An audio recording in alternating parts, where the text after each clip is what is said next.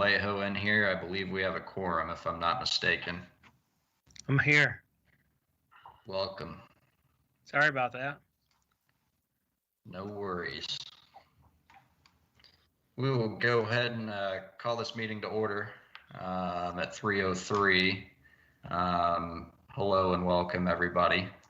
We've got some first responders and architects on the line here, so we'll try to get through this as quickly as possible and do this in a timely manner while still covering everything. So first off, Penny, were there any announcements from staff? None that I'm aware of. Okay. Any public comment? You can put the video on No, no comments at all. Okay. Eddie? Yes, sir. I had some feedback that the agenda had not been posted on the website. I don't know if that was an oversight or some folks follow this and we're looking for it. I don't know if that was inadvertent or if we're just not posting the agendas anymore. If it was not out there, it was my fault and that would have been inadvertent. I try to get it out there as quick as I can. All right, that's fine. You got a lot on your plate, I know. I think my email, it was on there, so Yeah, I don't but know what I happened may there. not have gotten it on the website. Yep. Yeah, it went out to everybody who requests. Yeah, but for the public who looked to the website for the agenda. Yeah, that's-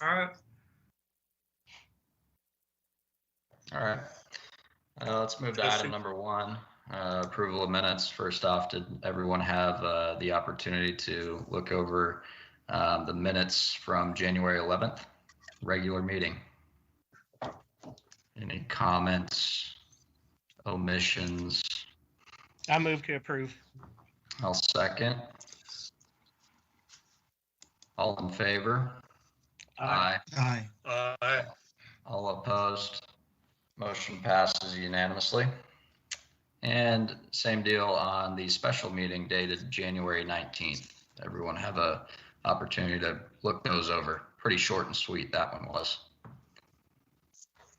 Move to approve. I'll second, whoever got in there first. Any further discussion on that? See none. All in favor? Aye. Aye. All opposed? Motion passes unanimously. And we'll move on to item number 2, new items for consideration with Mark Manning to lead us off with franchise fees.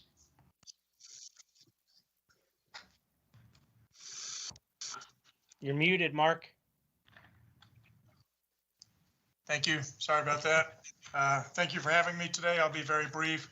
My understanding was that you had some questions about how much had been generated by the 1% franchise fee from Westar that was designated for forestry operations a few years ago. So I made a little chart that hopefully Penny can pull up here shortly. Yeah, I thought I had it open. Hang on just a minute. We take the proceeds from Westar that we get each month and we designate 1%. We put it in a separate cost center so we can track it. Of course, forestry is in a separate cost center too. And then to make sure we're fully accounting for all our actual expenditures, we add an amount for administrative costs and overhead, and that's the methodology that you'll see here in a second. I can jump right to the conclusion. To date, there you go. To date, we've collected about $31.3 million. That's actually including 21 adopted in, which obviously hasn't occurred. But we expect to spend about $31.3 million over that same time period. In other words, we spent within $20,000 of what we think we will collect over the past 6 years and the next year. So super high level overview. I'm not sure exactly what additional information you wanted, so I'll just stop right there and see if there's any questions. Any questions for Mark? What's the total forestry budget, like say for 20 or 21? What percent of the budget does the franchise fee account for? Yeah, if forestry is $3.9 million, is the question what percentage is that of our total city budget? No. The forestry budget. From Wichita, PA. what percentage of the franchise fee is the forestry budget? I'm sorry, I'm not being very clear. Of that franchise fee amount going to forestry, is that the full extent of the forestry budget in the park department budget? Yes, sir. Yes, for the most part. One thing we don't capture in here, there's some one-offs we don't capture. We don't capture tree planting that occurs with CIP projects, which is mainly in the domain of public works. But that is all the forestry expenditures in the park department that are recorded in the forestry cost center. Yes, sir.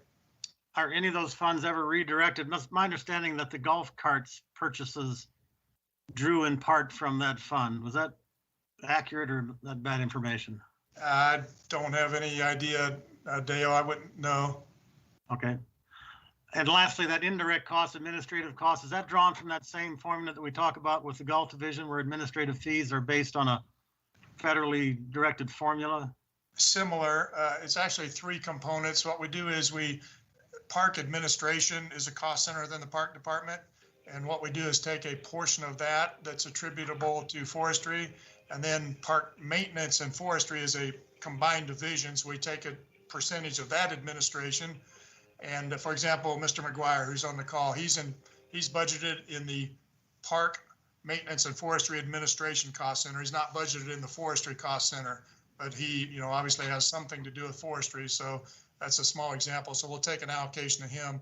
And then finally, Dale, yes, the last component, which is actually by far the smallest component, is a allocation from the cost allocation plan from the city. So that make sense. Didn't mean to give you too technical of an answer. No, that's fine. And does the franchise agreement with Westar stipulate these funds must be spent for a specific purpose? Aren't there some constraints of the language, is something like for hiring trees and whatever? And in the budget process, that's followed fairly strictly, I guess? Yeah, the ordinance says that gross receipts will be for hiring employees, purchasing, planting, and all maintenance of trees that follow. Sorry, I started the wrong place.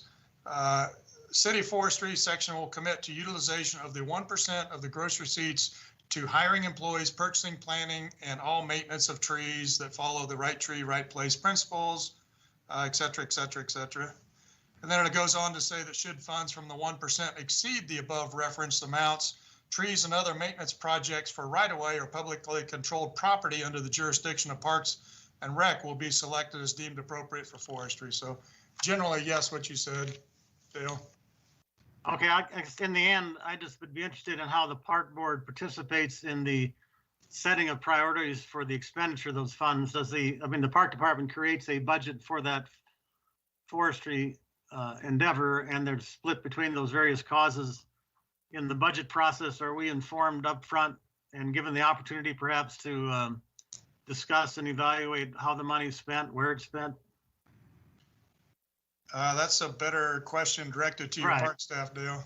Yeah, okay, we'll leave that on the table for when Mr. Hauptman returns, as the budget evolves. Maybe we can talk about that later. I mean, it's a big chunk of money. Yeah.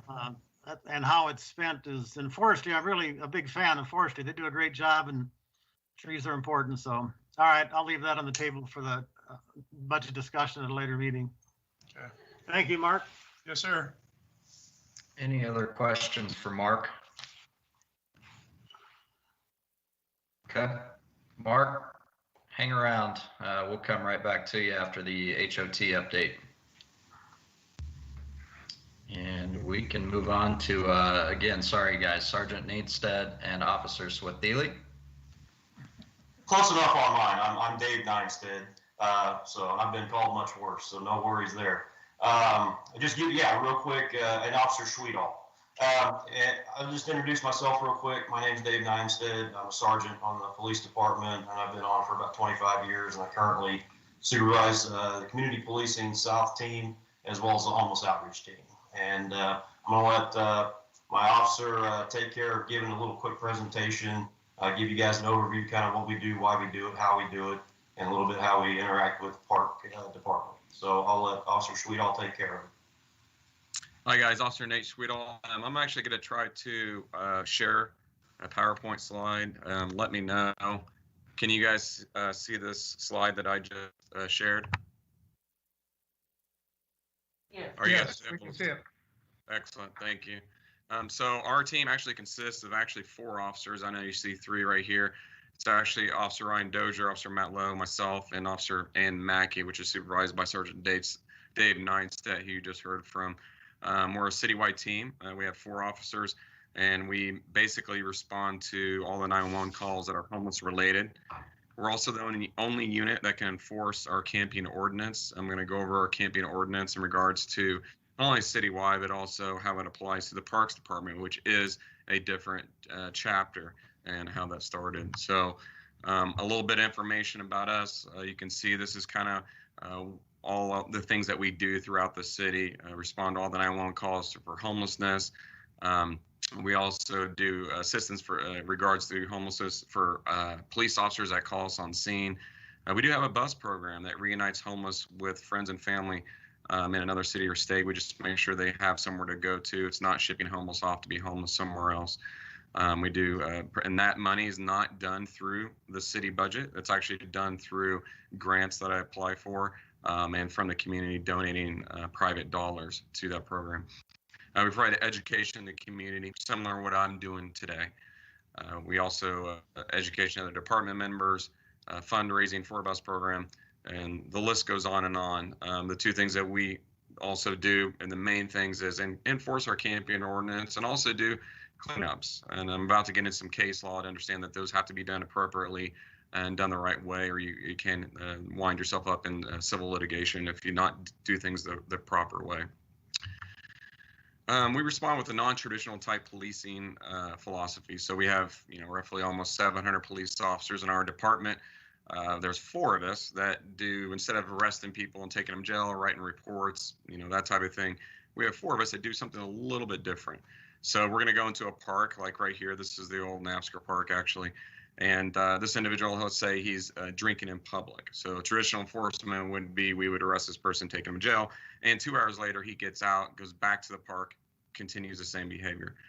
We want to break that cycle. So we're going to meet this person, introduce ourselves, shake his hand, say we're here to help, and instead of maybe taking him to jail for drinking in public, maybe we'll take him to inpatient treatment for substance abuse. Now we start working on the real reasons, why they're homeless. Maybe they're substance abuse issues. And if we can break that cycle, we can break and get them into jobs and get them sober and cleaned up. Maybe he doesn't go back to the park again. And so it's a longer process and a little bit more time commitment, but the benefits are long lasting and better. And so that's just kind of an example of a park and how we operate inside our parks. We do have a intel hub through the city. You can go on our website, actually, to wichitapolice.com, go to field services. You'll find a homeless outreach. You can pull up a brochure. Brochure is a list of all the resources that are out there, all the shelters, places to get free food, that type of thing. And we give those to our homeless. And those are actually printed off, too, for free through a business that donates his time and energy to print those off for us. So it's pretty neat. Let's get on a little bit to the legalities. 2 different types of camping ordinances. So we actually have 2 camping ordinances, one in a section 5 and actually in section 9. So in about 10 years ago, I worked with the Parks Department prior to even the homeless outreach, and we developed a camping ordinance in regards for the parks. You're probably wondering, why do we do that? Or why would we do something like that? Why don't you just make a camping ordinance for the whole city? Well, there actually is case law out there that says that parks can be considered a sanctuary and have a little bit more rules and regulations you have to abide by. Currently, if someone's camping on city property, you actually have to give a 24-hour referral to a shelter. You have to prove their shelter space, and you have to give them an opportunity to get into that shelter. When it comes to parks, it's a little bit different. They say they're sanctuaries. It's similar to, let's say, a library where you can't walk in with a stereo system and start blaring music real loud and you'd be asked to leave. But you could play, a stereo walking down the sidewalk or whatever. So there's different rules and regulations for entities that are considered like libraries and also parks. And that's why we have 2 different chapters. So in the parks, there is no 24-hour warning or a 24-hour, referral. If you're camping, it's illegal. You have to be asked at that point, or you could be cited. Now, we do have a cleanup policy, and it does apply equally to both public property and also the parks, and I can go over that here in a bit. But basically, our procedure with our city camping ordinance is that only our homeless outreach team or designated is trained to enforce the public property camping ordinance. It does come with a documented warning with a specific referral to a shelter, and you have 24 hours to be placed in a shelter or a citation issued. Again, no shelter. If we can't get you shelter, then no charges. So you could be legally camping. And that doesn't apply to parks, though. As say, if I can't get you into a shelter, you still can't camp overnight or set up long-term camping during the day at a park. So you still be asked to leave the park for violating that rules and regulations of the Parks Department. Legal concerns for law enforcement. So technically, a lot of cities, the camping ordinances are illegal. A lot of cities have been sued over having camping ordinances because here's some of the legalities that have happened over the past few years in Pittsburgh's sweep going in and just years. Trespass statute being too broad. You really can't even do trespassing on public property, whether it's city property or in the parks. That's one thing to know. This is harassment by police for life-sustaining activities. Life-sustaining activities is sleeping in the park, sleeping in the grass. That's legal. You can do that. Once we get into camping and you have camping paraphernalia, game changes a little bit, and we can go over that here in a second as well. Seizing and destroying personal properties. Again, here's one from California and Fresno, $2.35 million, and they just throwing items away without due notice or getting an advocate notification. This is a new case, basically saying, well, how long do you have to give notice? For the longest time, the cities didn't really know how long. I was in DC about a year ago, and one city had like a 2-week waiting notice with a posting. Another one was a week. We happen to have 72 hours because an ACLU attorney advises that would be appropriate. Finally, in Hooper versus Seattle, it was 2 years ago, the courts came out and said at least 72 hours before taking action. So that's where we know what is reasonable amount of time before doing a proper cleanup of an area or a park. This is a court case of ACLU's over a camping ordinance. Basically we have a camping ordinance, but in Boulder, they took our same camping ordinance verbatim from us, and also in Colorado Springs.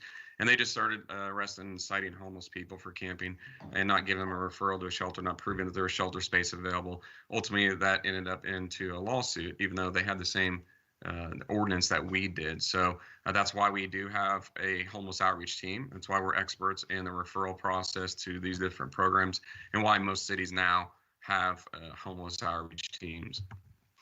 This is a new one too, 2019. Basically, again, it comes out, and it got farther in the court system into the Supreme Court, and they basically said that that panel held that as long as there's no option for sleeping indoors, the government cannot criminalize indigent homeless people for sleeping outdoors on public property on the false premise that they had a choice in the matter, basically criminalizing homelessness. And so this is really a landmark case that currently solidifies why we have to have a hot team, why we have to give those referrals in advance and give them time to get into a shelter. We move on to campsite cleanup. So obviously you've seen sometimes going through the parks, you'll see a campsite pop up or a tent or something like that. What do the courts say? Again, I kind of talked a little bit about that 72 hours. So what we do is we'll post a signage in a park or public property. We write down the date, and it's 72 hours from the time that we post it. We take a picture. We route this picture and information to someone on the Parks Department that's responsible for those cleanups. After that 72 hours have expired, the Parks Department and their crew can come in and consider everything abandoned. However, we do identify personal papers, IDs, and prescriptions. Those type of things, they'll call us out. We will submit those as personal property. This slide's actually outdated. I apologize. It says 186 campsites in 2018. It is actually about 289, I believe. So almost 100 more campsites were discovered in 2019, and we're still gathering data for 2020 since the new year just started. So we are seeing a rise in outdoor camping, and that includes going into parks. But this is a trend that's also nationwide. So you've seen the news that's happening in other cities as well. And so luckily we have an ordinance and a policy to address that. Again, I talked about our bus program a little bit earlier. Not going to go over that again. So where are we at? So we started in 2013. We had a doubling effect in our chronic homeless population from 2011 to 2013. That's when I started our homeless outreach team in 2013. Since then, compared to other cities that have had an increase in our chronic homeless population, we've actually had a decrease, and it's actually a 78% decrease. And we've actually had also the national average for people that are unsheltered camping outside. The national average is 35% of our homeless population. In Wichita, we're actually 9.6%. So we're, roughly 3 times less than national averages in regards to people camping outside or camping in a park. And so that we're proud of, and we're moving forward with that. When we look at a graph, this is kind of what the numbers look like in regards to our chronic homeless. Some of you don't know what the word chronic means. Chronic means someone who's homeless for a year or longer with a disabling condition. And typically that is someone who has substance abuse issues or mental illness or both. You can see the spike at that top pillar right there, the 140. That's when our homeless outreach team was implemented. I went and got training. And as you can see, we've decreased those numbers because we really try to focus on our chronic homeless population, because those are the ones that continue to be homeless, that continue to set up camps, in parks and those type of things. So with that, I'll go ahead and for any questions that you guys might have for us, myself, or Officer Sergeant Knightson. Any questions for our first responders?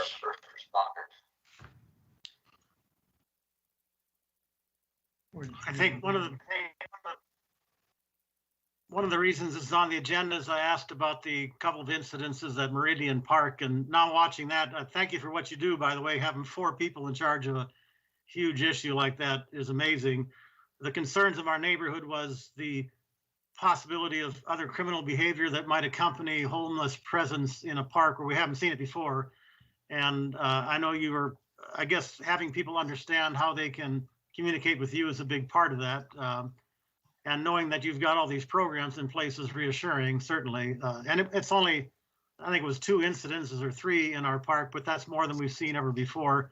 Obviously, that's a very small component of what you're dealing with. So thanks for what you do. I guess if there's a role for the park board or park department in doing further with this, I'm guessing this only gets a little worse as the pandemic goes forward and evictions take place. I know at least one of the folks in our area obviously had been evicted, and we do also see some folks sleeping in cars near the park. Now that's not camping, I guess. There's nothing to keep somebody from doing that, right?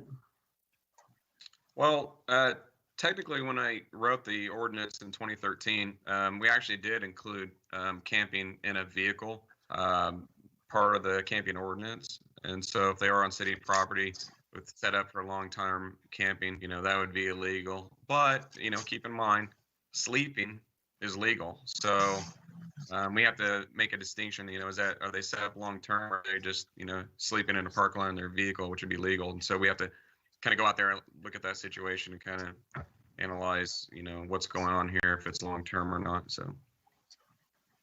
Hey, Dale, I can add something to this as well from the park maintenance side of things. We have developed a really good relationship with the hot team. And so if you spot those kind of things, you can contact me and I can get a hold of my staff and we can push it back down to Nate and to David and whomever else. And then we'll take some action there. The homeless are moving up the river considerably. They're getting farther and farther north, clear up into Woodland Park and so forth, Meridian Park. So if you have issues like that, feel free to give me a call. We react to the homeless issues in our parks as well. So thank you. It's good to know. Thank you. Any other questions? Well, I certainly want to extend our gratitude for everything that you guys do for our community. So thank you guys. And of course, if you need anything from us, please don't hesitate to pick up the phone and call us, or since Hauptman's not here, I'll pick on him. Feel free to walk into his office whenever. So thank you guys. Thank you. Thank you. And I might add, we really do rely on the community to be our eyes and ears to notify us. I think Dale pointed out that there's, only the 4 of us. And so we just can't be everywhere at once. And we really do rely on folks to contact us so we can go follow up on those things. So we appreciate that. And I'll make sure Penny has our contact information, just if she wants to send it out to the group, but I'll just make sure that you guys have that. So if you do spot things, just make it as easy as possible to get a hold of us too. Thank you. Sounds great. Thank you, guys. Thank you, guys. Thank you. All right. We will pivot back to Mark Manning here. Mark, did you have a presentation, or is this kind of a Q&A type thing? Yeah, more of a Q&A. I don't know exactly what you want from me, so I'll be happy to respond to any questions that you have about the golf system. Okay. One reason I was glad to see Mark here, Mr. Hendricks explained at our previous meeting that the process of reporting the financial status of the golf division had changed, and it would now be all coming from finance. I got a couple of questions in that context. One, I've got a concern about the differing answers to the same question that I've asked, and I'm looking at 2018 as an example. There are 3 sources that explain the income to the golf division. One's the round revenue report that Mr. Hendricks puts together, and that had a total income of $4,085,241. Mr. Hendricks also had what he called the council sheet, which broke down all the 21 sources of income to the park department, which is a very useful list, but it had a different number. It's $4,167,749. And then the third answer to the questions in the budget book, which Mark publishes, which says actual revenues for 2018. That number is $4,091,026. So there's a difference of $75,000 to $82,000 between what Mr. Hendricks reports in those first 2 and what number ends up being reported in the budget book. So my question is, what happened to the $80,000, I guess, is the first question. And I have a follow-up to that. Yeah, that's a great question, Dale. And I'm going to start with the answer, which is I wasn't prepared to answer that question, so I don't know. But let me give you a little context. It's possible that all those numbers are correct. And I know that sounds odd, but we use a variety of different reporting systems. The first challenge we have is the finance department operates our accounting system for the city of Wichita. To me, that is the official accounting system. That's what I will give you numbers out of. Golf operates a separate POS system, point of sale system. They do things a slightly different, similar, but slightly different. And then we reconcile that to our system. But my point is, any information he may or may not give you out of the POS system may or may not agree with what I will tell you out of the financial system. Should be pretty close, but could be slightly different. The other challenge that we constantly have is our numbers move, and for a good reason. We constantly evaluate our numbers. We'll enter transactions into the system initially, and then we go through the audit process with our external auditor in which they review everything. And it's possible sometimes they make what we call post-closing adjustments and things of that nature. So I get totally what you're saying. It's frustrating that all the numbers don't align and that the numbers move around a little bit.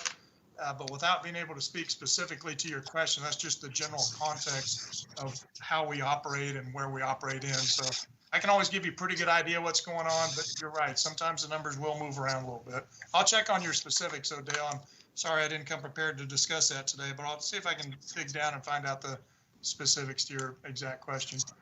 But when you compile your budget number, you're taking a number from the golf division for those, I'd say 3 categories. One's green fees, one's cart rental, and one's everything else, concessions, everything else. Those numbers are given to you by the golf division? No, that's not true. Those come from our financial system. From your system, okay. Yeah, we rely on our system. We don't rely on the golf system for that. Okay, well, I'll take your word for it that the 80,000 isn't anything to worry about. This is 2018, so there's been a lot of time to reconcile them, but those are still the numbers that are published. I don't know. It makes me nervous when there's a number that big that's unaccounted for. I'll check into it, Dale. I'll find out. Believe me, I have tremendous faith in your integrity in what you do. So it's just a matter of that there's a consistent reporting. So, and there was a disagreement over what the ending balance was for this year. You were talking about 300, Hendricks and Halpern were talking about 450, and again, a rather large number. And we just like to know what is the certain number. Okay, I can speak to that briefly if you want me to. That's another challenge. There's a variety of different ways to define ending balance. You can look at your cash balance, you can look at your unencumbered cash balance, or you can look at your fund balance. The short, simple version is cash balance is how much cash you have in the bank, so to speak. But probably a better measure, I would argue, is unencumbered cash. That means we take our cash in our bank account and then we subtract out any bills that we know we need to pay, but we just haven't paid yet. So I would always tell you unencumbered cash is the more important number to look at. So I don't know, again, what number you've been supplied in the past, but I would encourage you to look at unencumbered cash. And I will answer the other question. I don't know if it's a question, Dale, but it's interesting, and I'll answer that too. You mentioned 300,000 projection for this year versus $500,000. And this year was a very, very strange year, as I'm sure you know. Golf behaved very unpredictably this year. And so it was extraordinarily difficult for us to provide any meaningful and accurate guidance on where we thought the golf fund would be. I mean, when the pandemic started in April, we were scared to death. We thought the golf system would be in significant trouble because, look back then and what was going on and what we expected. So we forecasted a fairly significant deficit. Well, my understanding is golf staff took that and developed a plan, a break-even plan. So we went from projection of maybe being down $500,000 to maybe hopefully breaking even in 2020. And then what happened was, which certainly I didn't expect, was the pandemic turned out to force people outdoors, which was a boon to the golf system. I wasn't around during the last pandemic 100 years ago, so I didn't know what to expect. So I'll be honest with you, I missed that one. I never would have expected that, but I'm not that's not my deal to project that. So anyway, because of that actually turned out to be a good thing for the golf system. So then it became a challenge for us of how good of thing. And to give you perspective, December, we always lose money. This year, we didn't lose money in December. That hasn't happened for, I don't know, years and years and years. So it was just totally outside the norm of what we would have expected. So that's kind of the short version for why this year was such a hard year to provide guidance on. So I don't know if that answers your question or not. But no, that does. One thing about last year, we did miss 6 weeks of play when the courses were closed. As you look forward, if this trend continues in any fashion, can't we expect an even better result? Obviously, we're not going to have any golf in February, but nonetheless, adding those prime time weeks back in, wouldn't that speak to a better outcome this year?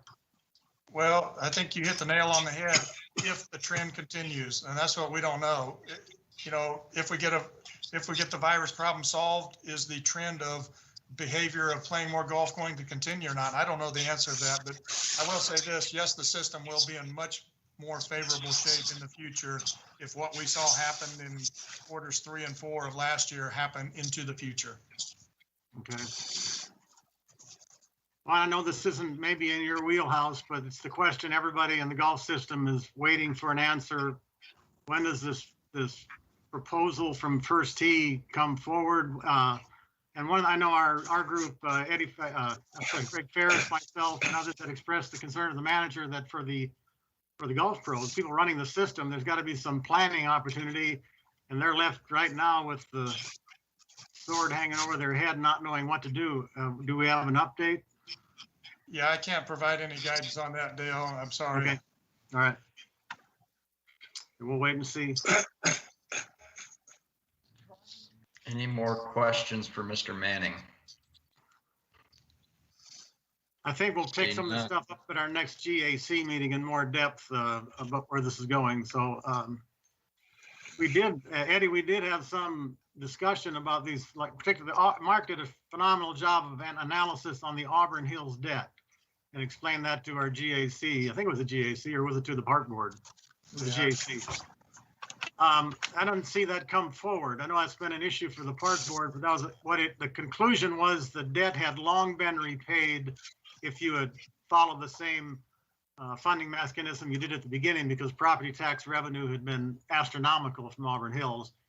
That message needs to go forward. And I don't know if that, nothing came out of the GAC. This is the same old story about the GAC meets and it's like the tree falling in the forest. Nobody heard it. Sure. Well, if there's no more questions for Mark, we can let him get. Thank you. I'm happy to provide any service I can to the park board. If you need anything, just don't hesitate to ask and I'll be happy to respond. Thank you. All right. We can take care. We can move forward to Angela's update on the recreation goals. Hi, Penny, are you able to put it up? Yeah, I'm getting ready to pull it up now. Awesome, thank you. If I can find it. I've got about 12 presentations, so it takes me a minute to find the right one. While Penny's pulling that up, what I'm going to discuss are our 2021 goals for the Recreation Division. Basically, our vision is to provide high quality and diverse programming events that create raving fans by engaging the entire community in positive and memorable experiences, regardless of skills and abilities. Can you see that presentation? No. Okay. No. Try again. We see your file. You guys, I might share as well, while we're waiting on this, what Angela was kind of referring to there, through our CAPRA certification, we have to establish goals. And so we have gone to some fairly links to create some new goals. And so part of what Angela is going to be presenting is what we're submitting for our CAPRA certification. Thanks, David. We can go to slide 2, Penny. I'm sorry? We can go to slide 2.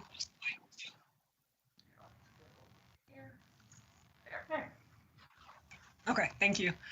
So our first one is to digitalize program evaluation process. Our specific is going to be review and revise program evaluations processes, including setup, registration, and evaluation to create an electronic version.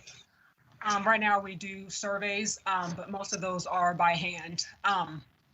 This will be measurable. The staff will work to create the process through using SurveyMonkey, constant contact, and review it on an ongoing basis to make that it is relevant and up to date. Achievable. Staff will review and implement the necessary technology to meet the goal within the established deadline. And this will be to help us with our programming too, if we have those deadlines set. Relevant, this will allow us to do pre-programming, post-program analysis to determine whether established goals are achieved and follows park and recreation open spaces. Our time bound is by fall of 2021. Second is going to be to implement annual program evaluation. What's going to be specific is to review and evaluate existing programs annually to ensure programs are meeting community needs. Again, that will help with the creating of the surveys. Measurable to be evaluate community survey responses to ensure an 80% and above average to excellent satisfaction ratings. I mean, we're recreation, we usually get good and above, so. Achievable to create community program survey and disperse through handouts, social media challenge, e-newsletters, and make appropriate adjustments to programs based on survey feedback. Relevance, recreation aims to provide quality programs at affordable prices. Customer surveys capture satisfaction levels and allow appropriate program changes to meet high standards. This goal follows Post Plan 3. Our time bound is created by fall of 2022. The third one is create justice, social justice, equity, diversity, inclusion. It's our JEDI program initiative. For the Star Wars fans, I'm sure you guys will like that one. Specific is going to be to create unique Jedi programming and events that allow individuals with cognitive and or physical disabilities to participate in, but not included to arts, culture, outdoor sports, and physical fitness. We're starting that right now. We've started some boxing programs. We're going to be doing a basketball program for that. So we're just expanding that. Measurable pool enrollment reports from registration software, and customer surveys to measure goal of 50% success rate minimum. Achievable, establish 4 new Jedi programs advanced within this specified deadline.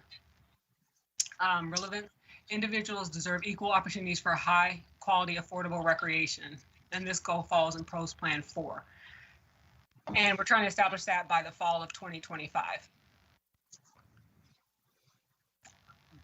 We're going to identify and establish beneficial partnerships. That's what keeps Park and Rec thriving, our partnerships. Identify at least 4 businesses, community organizations to establish mutual beneficial partnerships to help develop new programs, sponsorship support, and to expand, provide it to the community. Obtain established outcomes for sponsorship programs and or events. How we're going to achieve that is to implement annual partnership evaluations and make necessary adjustments, changes to ensure partnerships are meeting both parties' needs to make an impact on the community. Our relevance is cultivating community partnerships, expanding programming at little cost, provides unique experiences for customers, and improves brand image. And this meets PROS Plan 9. And we're doing that now. We've been doing that, but our time bound is establish business community organizations partnerships by fall of 2022. And 5 is to develop virtual senior learning programs. Specific research, develop and establish at least 2 virtual distance learning program opportunities for seniors. And if anything, with this year with COVID, has shown us how important it is to come up with opportunities that people can do stuff at home. 6 is make necessary infrastructure updates, improvements. Specific, work with Public Works and Utility Department to do facility assessments, establish preventative maintenance plan to ensure that facilities are up to date and well maintained. Measurable is to develop capital improvement plan to allocate the necessary funding to build, repair, and maintain the recreation and other department assets. And how we're going to achieve that is staff will work within established guidelines with the assessment tool to document facility maintenance needs, repairs to report them accordingly. And the relevance, this goal meets PROS Plan number 3, and our time bound is by fall of 2030. And 7 is to upgrade department recreation facilities so they are Wi-Fi enabled. I don't know, this is one of the most important ones for us out in the field. People love to come in and be able to have Wi-Fi access when their kids are doing sports or other things, other kids can do homework. Specific, work with information technology, the IT department to do facility assessments, establish plans to have all park and recreation facilities Wi-Fi enabled. Measurable, research the necessary equipment, cost, and need. Internal staff to develop a plan to implement the Wi-Fi by the established deadline. Achievable, staff will work within established guidelines in conjunction with IT to provide the necessary access and information to complete the Wi-Fi enhancements. This goal meets PROS Plan 3, and we are trying to get this established by the fall of 2030. Thank you. Yeah. Any questions for Ms. Buckner? No. Well, thank you, Angela. It seems like, every time I turn on the local news or open the Business Journal, you're winning some new award. And that goes back to your shocker days, the basketball days, not too long ago. So keep up the good work. Thank you. All right. We can move on to item D, park maintenance forestry goals with Mr. McGuire. Yeah, so we have done the same process of developing goals for the park maintenance, and one of the first goals, I'm going to have to take my mask off because my glasses keep fogging over and I can't see to read. So is to establish a paper-free, you can go to the second slide there, a paper-free work order system. The city uses what they call Lucity. seeing which the is, presentation. I don't think that's the right one there.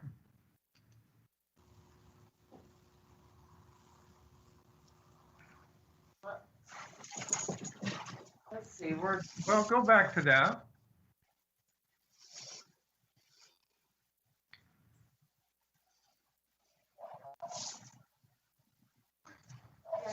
opening it, and then February goals report. Yeah, let's try that. I'll go to slide 2.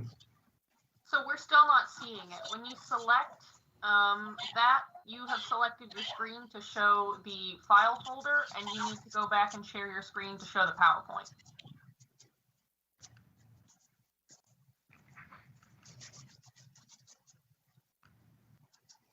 Is that it? If you can go to slide 2, I could tell you. Slide 2. That's not mine. There we go. Let's start with that. That was the intro to it, of what was showing there is the way that we're going about creating our goals, that they have to be, we have to use this SMART formula that makes the goals specific, they make them measurable, there's an outcome to it, they're time bound, and so SMART is an acronym that is used for developing goals. So now we're on my first goal here, which is to establish and implement a paper-free work order system. And the relevance of that is that, you know, in any park maintenance management system, you have best practices, and creating a paperless work order system allows you to function much better. You're more efficient and so forth. And so, like I said, the city uses the Lucity Enterprise Asset Management software program. And so over the last 5 years, we've been making our park maintenance and forestry division use the electronic system, and we're getting away from paper work orders.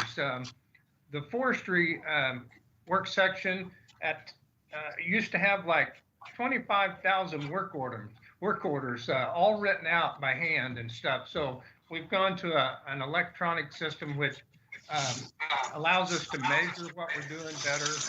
We can set goals, we can function much better. The key to that, though, is to create an inventory. You have to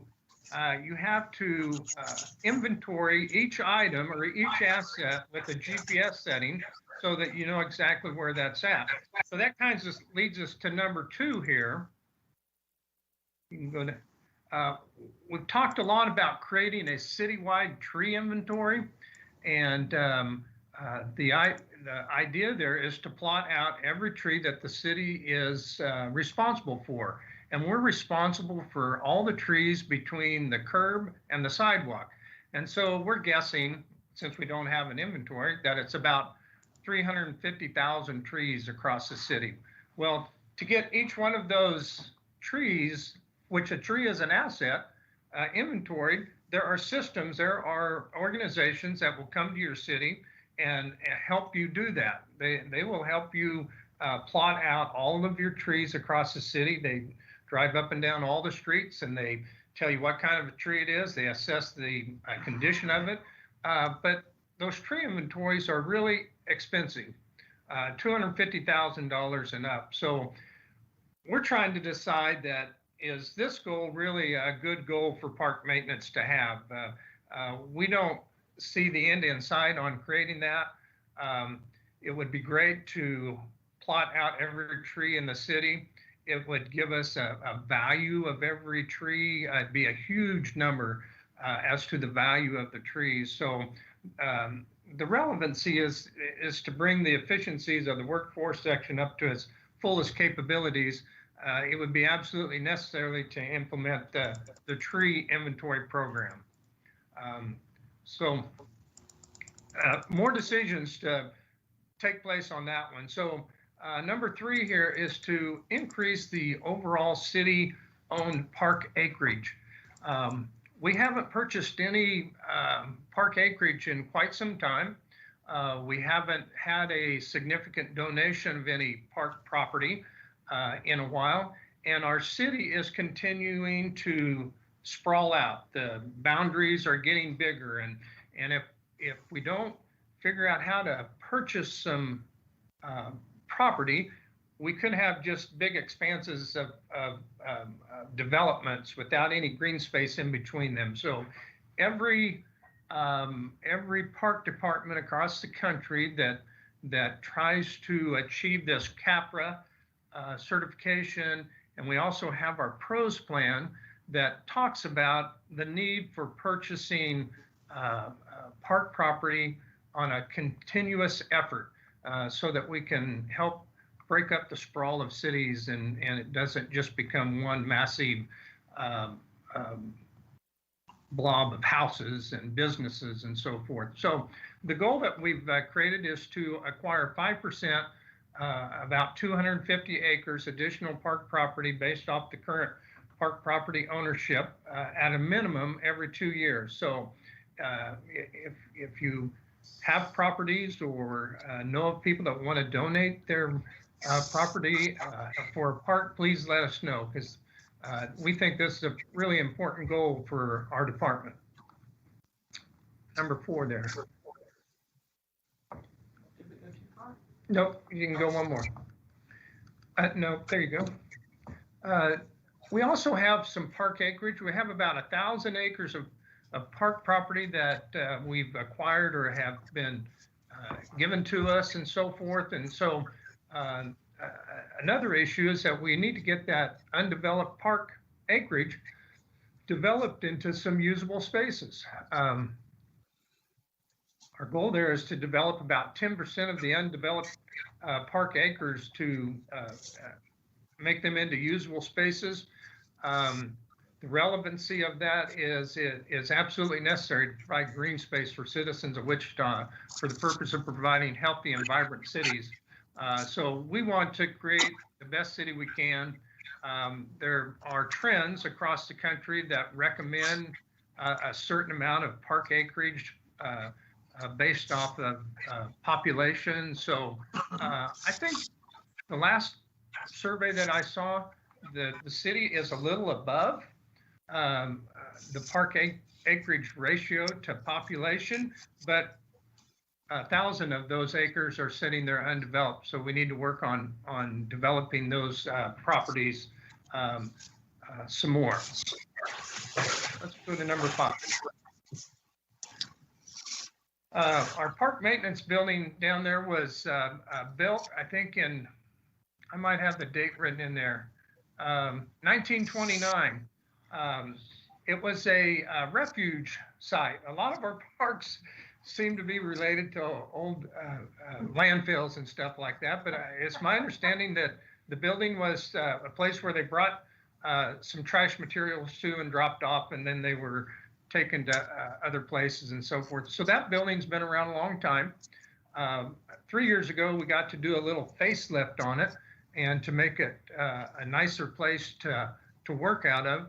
But the building is a building that really needs to be replaced.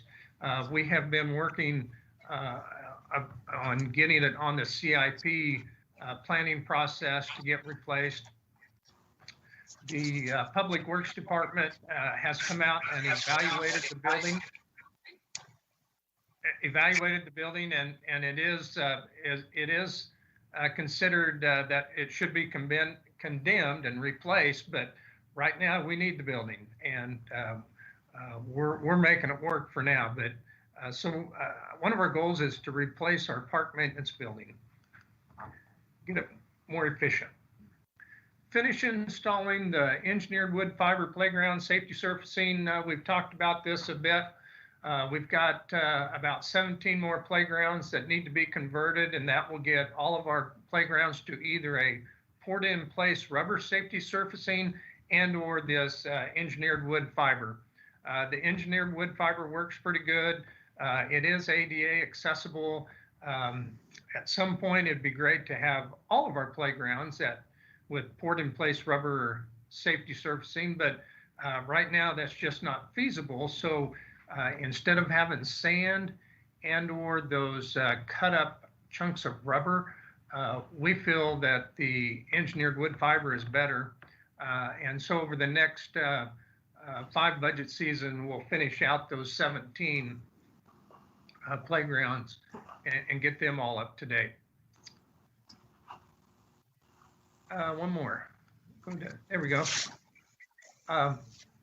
One of my goals, and a lot of people are talking about esports these days, and I just went to the Kansas Parks and Recreation Conference, and they had a session just about esports, and it's an incredibly active, vital type of recreation that's going across the country. I don't want to say every, but most colleges have an esports team, and they offer scholarships for those people that participate.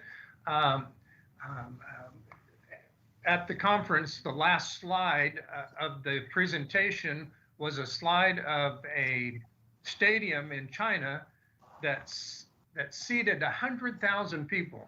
And they had 100,000 people at this tournament watching these people play these esports games. It's going crazy. It could be a good revenue producer. So a thought is to develop a master plan for renovating a city building. I thought about the old library. The old library would be a perfect building to create an esports stadium. Knock all the walls out of it, and you'd have it. The city of Mays has actually made it one of their high school curriculums now, and they use esports for an avenue, a method of getting more students involved in extracurricular activities. And during that time, they talk about life skills and so forth. So esports is becoming a big thing across the country, and it'd be good for Wichita to be a part of that early on. And it's going to, our recreation centers are working on creating classes, creating little studios at each of the rec centers. So we're trying to get involved in esports, but it could be big business. And if you were to sponsor some tournaments and stuff, you could make some revenue, I think, off of it. Number 9. Bring the service level of all parks to a minimum of service level 2, according to the Park Maintenance Service Operation Manual. So part of CAPRA, we had to develop a service operation manual, and part of that manual is to establish service levels as to how you want your facilities taken care of, how you want your parks to look, how you want the grass to be mowed. And so right now, most of our parks and most of our properties that we deal with are at a service level 3 and or a service level 4, which means that they get mowed every 14 days, or they might only get mowed every 21 days. Service level 5 is that they only get mowed every 50 days. Well, when you have longer service levels, the time between each time it gets serviced, it gives the grass a chance to grow to maximum height, and it gives the weeds a chance to grow even taller, you know? We would like to be at a service level 2, which is anywhere from a 7-day cycle to a 14-day cycle at the max. Now, funding has not allowed for that, so it's a long-term goal. We're going to keep working on it. This last budget cycle, we were asked to take a whole bunch of what you would call medials or medians in street right-of-way, and we moved them from the service level 3 down to a service level, no, we moved them from a service level 2 down to a service level 3, which saved the city about $190,000. So it was a significant impact, but it could be an impact to the quality of life. You know, our medials and stuff might not look as good about midsummer. We'll see how it goes.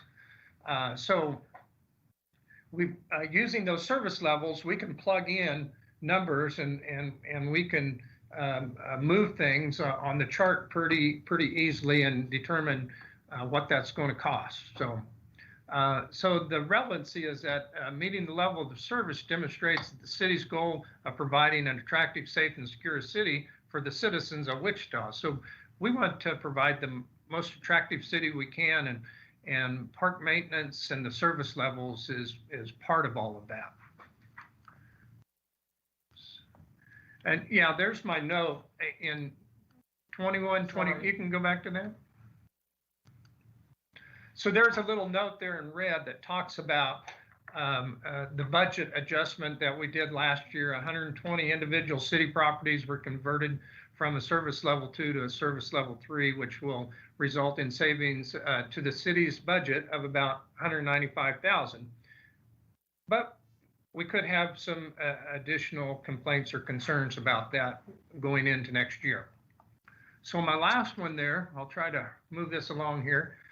Using modern technology to implement a park usage counting system. Lots of cities, well, I'm not going to say lots of cities, those cities that can afford it, a lot of times will have counting systems that are out there counting how many people are using the trail system, how many people are visiting parks, how many people are going to recreation programs and so forth. And so it would be good to get that information. Like back when we were trying to improve Pawnee Prairie Park, and we were wondering how many riders or bicyclers or what we might have. If there's this, technological stuff out there that we could use for that. And also another important note is cell phones. There is a way to use technology for GPS tracking of cell phones. So maybe that would be a cheaper route than buying the physical equipment that would be put out on a trail that would wait for some person to walk in front of it. There's ways to do fencing that you can track cell phone usage as well and get an idea of how many people are using a certain park or a location. So there's several other notes. I think you guys can buzz down through there and read them if you wanted to look at them. So this, again, this is all part of trying to up our game, make us more accountable, have some goals in mind, trying to become a better parks and recreation agency. And so if anybody has any questions on any of those, we can go back to them and look at them again. If you have a question. Any questions for Mr. McGuire? Yeah, David, on these cost savings going from level 2 to 3, are those a reflection of reduced use of the private contractors who do the mowing? Do you have that flexibility in those contracts? Yes, yeah. So what we did was, knowing that this was going to happen, we met with each one of our contracted vendors and we told them, we had a face-to-face meeting with them, and we said, I'm sure you guys watched last year's budget process. This is a reality. And so when we met with each of them, we explained that, this is going to affect your contract, and they then have the ability to bid on other stuff or whatever. But yes, it did affect them. Most of the vendors were good with it. They appreciated being notified up front. Most of them had paid attention during the budget process last year, knew some of this was coming. So we have absorbed all of that, and we are in the process of eliminating or changing the service levels. And if they don't want to keep the service level or keep the property at the tier 3 service level, they can turn those back in, and we'll bid them out to all the rest of them and find somebody else to take it on. I think that answers your question.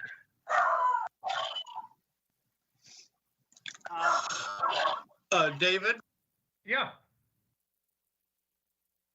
Oh, you muted your microphone.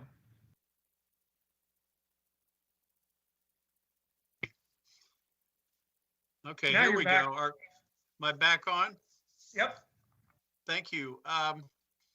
I was wondering, back to your section 3 and 4, when you were talking about property and the gaining of property, are you guys working well with the Metropolitan Area Planning Commission, advanced planning? And they could set aside, or they could have rules and regs in their 10-year plan to set aside land between various developments for parks. It's part of their process that you should be included in already. Yes, we are included in on that planning process. Do we do it to the fullest extent? We probably could do better at that. But yes, all the zoning and whenever any kind of property is, what's that called, Beth, when the property boundary goes out and we bring them into the city? Oh, we annex? Annex, yeah. We are notified of any annexations and so forth. So to answer your question, we could do better at it, but yes, we're part of that process. And we work with the property management office quite a lot. Okay, but that should solve your problem. Well, we haven't bought any new property in 20 years, and no donations in more than 20 years. So yes, a lot of communities, a lot of developments are built these days with a park in the middle of them and green space around them because it improves the value of those properties, those houses. So a lot of builders, developers are doing it themselves and put green space in and around their properties. Well, that goes to the fact that the developers here locally haven't really tuned into that, and it hasn't been to their advantage to give away land to the city for parks. They like to build houses on it. So yeah, I think that goes back to the control that developers have had recently in our city. We need to change that a little bit. I'll bring that up with Mr. Houtman. Well, I'm going to dovetail off that as well with the donation of land. Do you know of any incentives, David, in terms of donating land to the park system, or tax breaks, whatever it may be? Yeah, I think there can be some tax benefits to donating it. So I don't know, Beth, you have a better answer than that. I couldn't tell you the percentage. I'd have to do some work on that, Eddie, to get that specific answer for you. Sure. David, you said your goal is to add 250 acres a year. Every 2 years. Every 2 years, but you've got 1,028 undeveloped acres. Are those just not convertible to? That's not a source for your 250 acres. If you've got the land, the 250 would be on top of the undeveloped. The undeveloped is just we have like this Means tract down there. I think that's like 600 acres. Maybe part of that could be developed. We have Central and Bristol out there that at one point was going to be a fire station and a police station, and things just kind of get in the way. But maybe a park can be made into that. But it all requires resources. So when we do our CIP planning, and you'll see that at some point, it'll talk about Central and Bristol needs to be developed into a park, and we need $800,000 to get it going, so that just has to get into the CIP planning process and give it a jump start. And CIP's precious money right now. Well, and speaking of money, I'm all in favor of counting trees, I guess, but it just seems a little bit, I don't know, unessential. If there's a $250,000 price tag to count the trees in the parkland. I'm thinking priority wise, I'd spend that money somewhere else. I know you need to monitor the trees. There's a value to do that, but that seemed like a lot of money for a rather kind of mundane outcome. Am I missing something there? It is. It's a lot of money, and you won't get a return on your investment for quite a while. But at some point in time, you know, you could then create truck routes. You could do a better job of going out and saying, okay, there's a whole bunch of trees in a row here that are bad. So you could develop truck routes. You could create some efficiencies with, you know, how many people you're going to assign to that area and so forth. And so until you have that, right now we do a windshield evaluation. We drive every street and we kind of do a windshield, and we mark trees that we don't mark trees. We make note of trees that we need to take out and so forth. And if we had the tree inventory, all that assessment's done when they do that, and so we could start working. Right now we have a good year's worth of prunings of requests from citizens to come and prune their trees. And we have almost a half year more of tree removals, dead tree removals. So we've got a backlog of a year's work already in front of us, but maybe there would be some ways to create some efficiencies if we had that inventory. But you're right. It's already been decided that that money's probably going to be better spent on something else right now, so it's getting pushed out. That goal might need to come off of our list of goals. You know, I'll volunteer to count the trees at Meridian Park if that's I'll take a picture of every one of them and send them to you if you like. And we'll send you to school so you can identify trees and assess them. And there's a school you can go to learn all of that. Then you can have at it. There's probably an app for that. So yeah. All right. David, I want to go back to esports for a second, if that's okay. Sure. You mentioned the old library as a possible landing spot for our esports center or arena or whatever you want to call it. Have we discussed that with the downtown development guys at all, or is that something very new? And have you identified other buildings or possible landing spots where that could go? No, we have not identified any other landing spots. And I would have to ask Troy if he's ever, I haven't presented or talked to that group.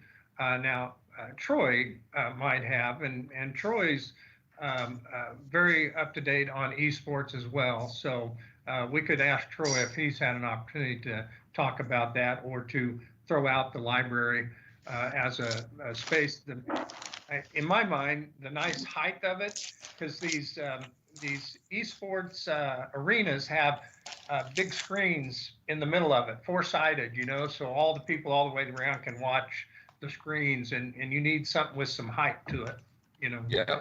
So, but we have not researched what buildings are available to us at this point. Well, obviously there's a master planning process going on over there right now with the downtown development guys, along with several other organizations. So I wanted to throw that out there. And, you know, if there is an opportunity to put something like that in the old library, I think that would be a tremendous reuse for it. I can't remember what Populous put in there on their first attempt at the master plan. It might have been a mixed use, some sort of mixed use facility. So just want to stay consistent on that. So we'll do some more research on it. Okay. I've certainly studied those esports arenas because I want to build a lot of them throughout the U.S. here. So yeah, it is. That's a good point, Eddie. Before we throw public money at it, we'd want to make sure there's not a private sector solution there that you wouldn't want to usurp that. I'm the liberal in the group here. I would be cautious about starting a public program where a private answer might be the answer. Sure, some type of public-private partnership there. So just one real quick note. The other night I was watching ESPN and the SEC conference came on, and I was watching SEC esports battling it out. You know, it was unbelievable. It was on ESPN. Pretty cool. There's a large market for it. So yep. They say interesting by concept, but it's 2022, funny. by 2022, there'll be more people watching esports than the Super Bowl. That's correct. Wow. Yeah. Okay. That was one of the stats that they showed. They showed that esports is second in line to all the sports viewing on TV. NFL, the Major League Baseball, NBA, hockey were all underneath esports. Yep. It's crazy.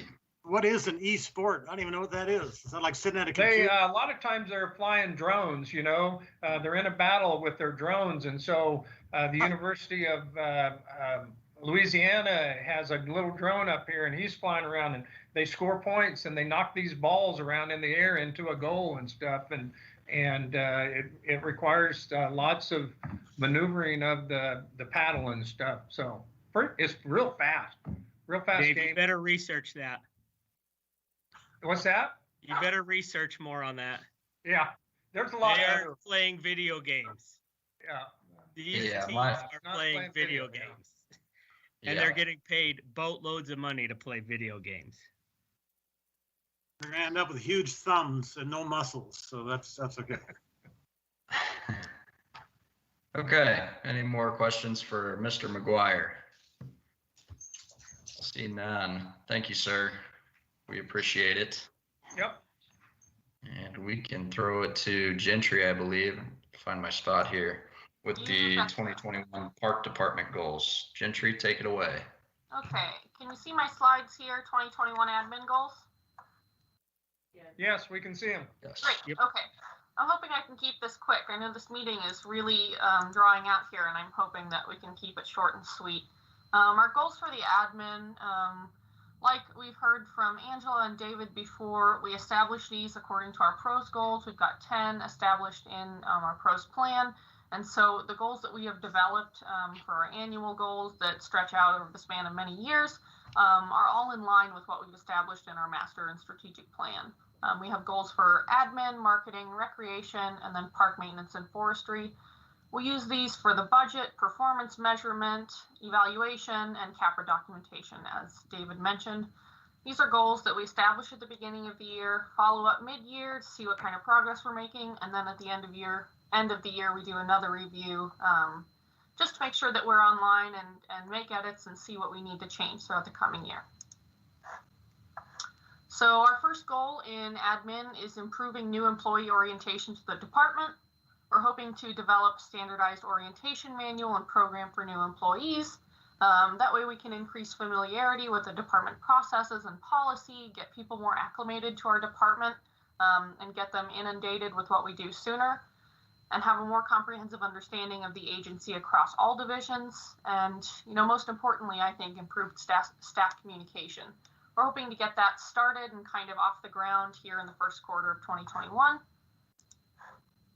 Our next goal is around employee training and development. We're working to identify development opportunities and document trainings that are external to our city system better. Increasing professional development plans for individual employees. That's something that we've had requested from specific employees. And capturing information on our trainings and webinars and reporting that better internally. We realized during the pandemic that a lot of people were getting their training and development opportunities external to what the city provides, and a lot more online through webinars and workshops online. So we're hoping that we can capture that information because that's something that's really important to apply to our CAPRA documentation. And it's good to know what sort of skills we have within our employee set. We're hoping to get that implemented by the end of the year. And then our next goal is around creating a more inclusive, equitable, and diverse department.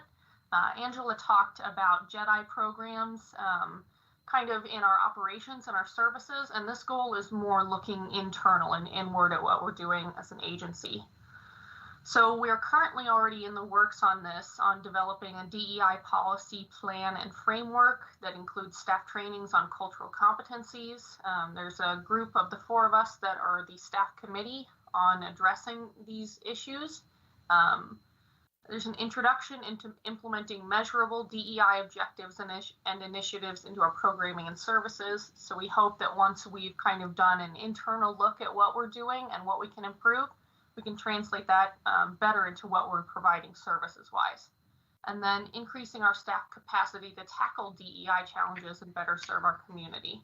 This is something that we hope we've got a good policy plan and framework done by the end of the year as well.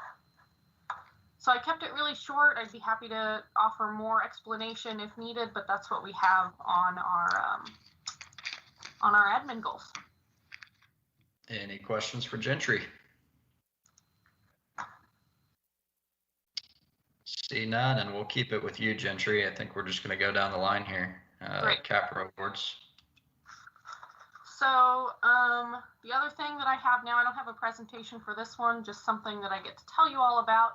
I wasn't sure if you were all aware, but we get to honor our very own Eddie Fonestock for receiving an award from KRPA. In December, we submitted 4 awards, or we submitted 8 nominations to the KRPA Excellence Awards. And the City of Wichita Park and Recreation Department received 4 of the 8 total awards from KRPA. Eddie, along with 3 other people, will be honored at the KRPA conference in April. Eddie received our Distinguished Board or Commission member for his leadership on the Park Board and initiatives within the Golf Advisory Committee. Councilmember Becky Tuttle received the Distinguished Elected Official Award for her support in park and recreation through the work on community health initiatives. Brent Thomas, he is with the Wichita Parks Foundation, received the Distinguished Volunteer Award for his service to the community through the Parks Foundation and his displays of commitment, selflessness, and dedication. And then, you know, kind of similar to that is the Plates per Parks project through the Parks Foundation that received its own award of Distinguished Public Service. So that was for its creative innovation in park and rec field and the difference that it's made in the community. So, you know, give a shout out of congratulations to Eddie and our other award winners. That's a very great distinguishment, and you know, we appreciate all the work that you do for us.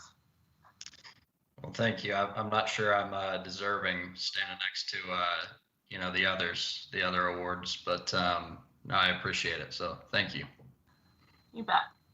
So assuming there's no questions or comments on that, I'll go into my last presentation here, trying to keep it short and sweet. Okay, let's go back to the beginning. Can y'all see that okay? Yes. Great. So we're talking now about the extension of our management services agreement at Napsker Park with WAVE. The agreement was approved by City Council last February. Really excellent timing on that as the pandemic started in March. Given the onset, WAVE, in coordination with Park and Rec, was unable to execute any events.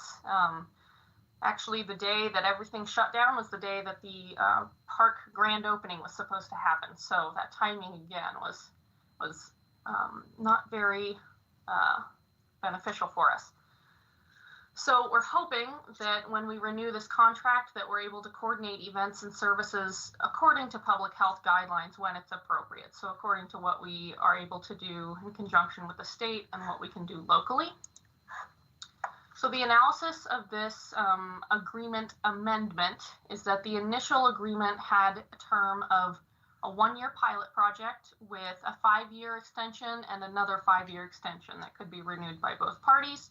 And what we're proposing to change in this amendment is expanding that out for a 2-year pilot project that will start upon re-signing. And this 2-year pilot project will allow WAVE to develop really good logistical plans for staffing and programming, knowing that we might not get a lot of use out of this first year of 2021, but that we could get 2 months, we could get 10 months out of it, but that they would have another full year, hopefully in 2022, to execute on this plan. And the additional 5-year terms, 2 of those would remain the same. So the financial provisions of the agreement are the same as what they were a year ago. WAVE retains 100% of the net profit up to $49,999. And then a portion of the profit above $50,000 will be provided back to the city. And then WAVE and the city would share responsibility of the net loss up to $50,000 funded through the Park and Recreation Department's budget. Here's our net profit and loss sharing. You've all seen this before about a year ago, so hopefully it's not too much of a surprise to you. All of the other provisions of this agreement are continued unaltered and in full force and effect upon re-signing of this agreement. The amendment was written by our own Beth Harlinsky and approved by the Law Department. So our recommendation is that you approve the agreement amendment and authorize the necessary signatures. What sort of questions do you have? Gentry, I should know this. I'm pretty sure we were slated to have the March Madness event this year in 21. Has there been any discussion or talks that I'm not aware about to bring that back to Wichita? Or is that in the NCAA's court, or is there anything that we can be doing as a park board to help facilitate that process? That's a really excellent question that I wish I could answer, but would be better deferred to Troy. He's a little bit more in tune with those conversations, but I would hope that that's something that we would consider and be involved in the future, and I hope that other events of such grandeur and scale would still be considered at NASCAR Park. I think there's a lot of excitement in the community to get events like that into the park as soon as we're able.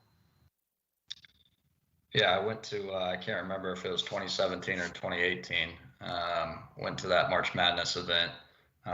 KU was playing and drew a huge crowd. I think it's going to draw a huge crowd, whether KU, K-State, Wichita State's playing there or not. As you know, we're a huge basketball community, and that will, with the new park over there, will really look cool and have a different feel than the first time around. So I'm really excited for that. Okay. If there are no other questions for Gentry, I would go ahead and move to approve the agreement amendment and authorize the necessary signatures. I'll second that. Any further discussion? All in favor? Aye. Aye. All opposed? Motion passes unanimously. Eddie, if I could ask Gentry a quick question. I read in the paper about the $1.4 million event center at Watson Park. I had never seen any reference to that before. Apparently that came through the park board before I joined it. That's a huge deal. I thought maybe there'd be an update on that. Is that not necessary, or there's some reason that's not on our radar along with these other projects? I'm not really sure what the question is, Dale. Why there's that, you're familiar with the project, right? The event center Yes. in Watson Park, and the council I think had it on its agenda last week. Which generally we get an update on everything the park board or the park department's doing, but I've never seen a reference to that. Was that because it's been handled? Well, I'm fairly certain that the agreement, or not the agreement, but the plans that came through the park board predated your time here. This has been something that's and I see Beth nodding, so I think that I'm correct in that assessment. This has been something that's in the works for a couple years now. And as far as updates on it, it's obviously moving forward through council. Maybe David could speak more about. Gentry, I could say so. Yeah. It was set up in 3 phases, so I think I think it's actually 4 years.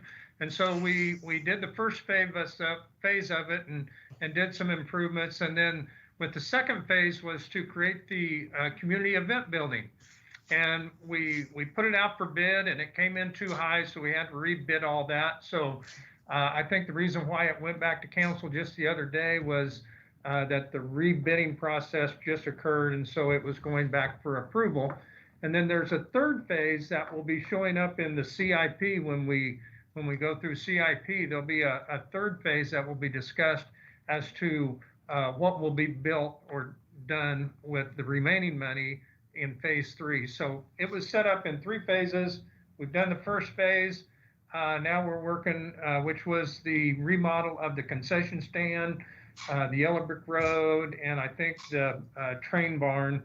And now we're moving on to phase 2.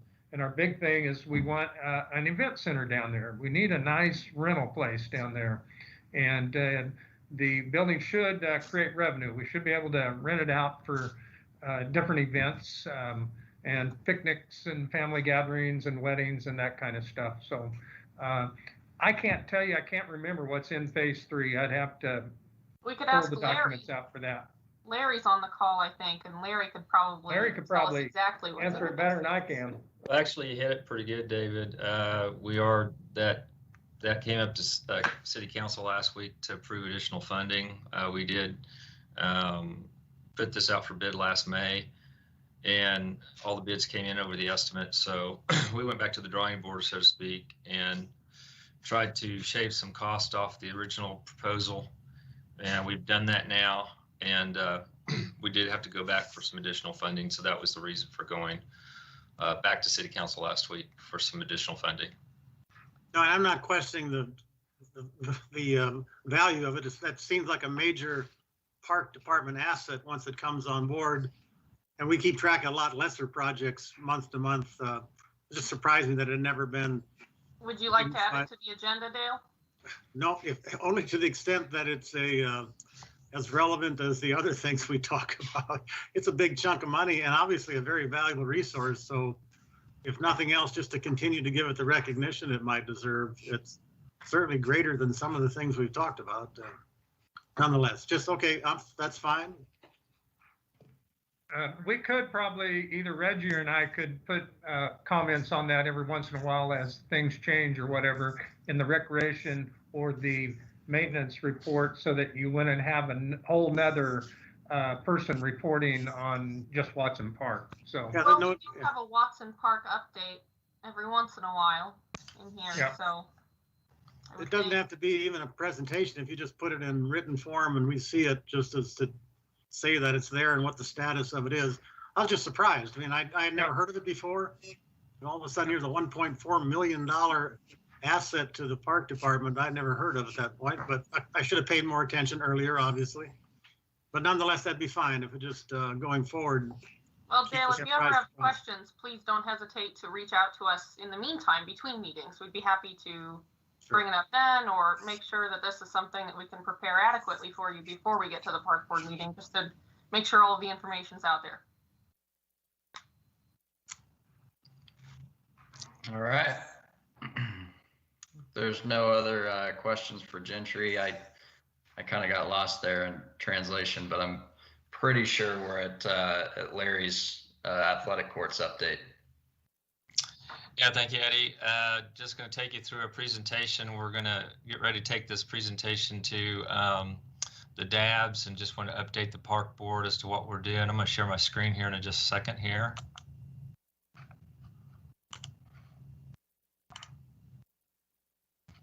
Can you all see that? Yes, we can. Well, not now. It disappeared. Sorry about that. There you go. There you go. All righty. So, yeah, 2021 athletic court system. It's our capital improvement program. Just going to take you through this, what we plan on spending this year. Also give you an overview as to how we are evaluating each one of these court systems.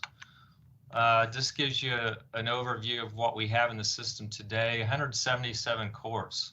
So that's quite a bit of inventory here. 71 courts or tennis courts, 40 basketball multi-use courts. That's our biggest chunk of the inventory.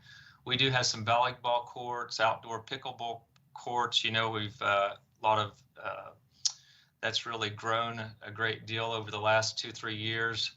And then we got tetherball, futsal, a couple of tennis practice walls, and a shuffleball court.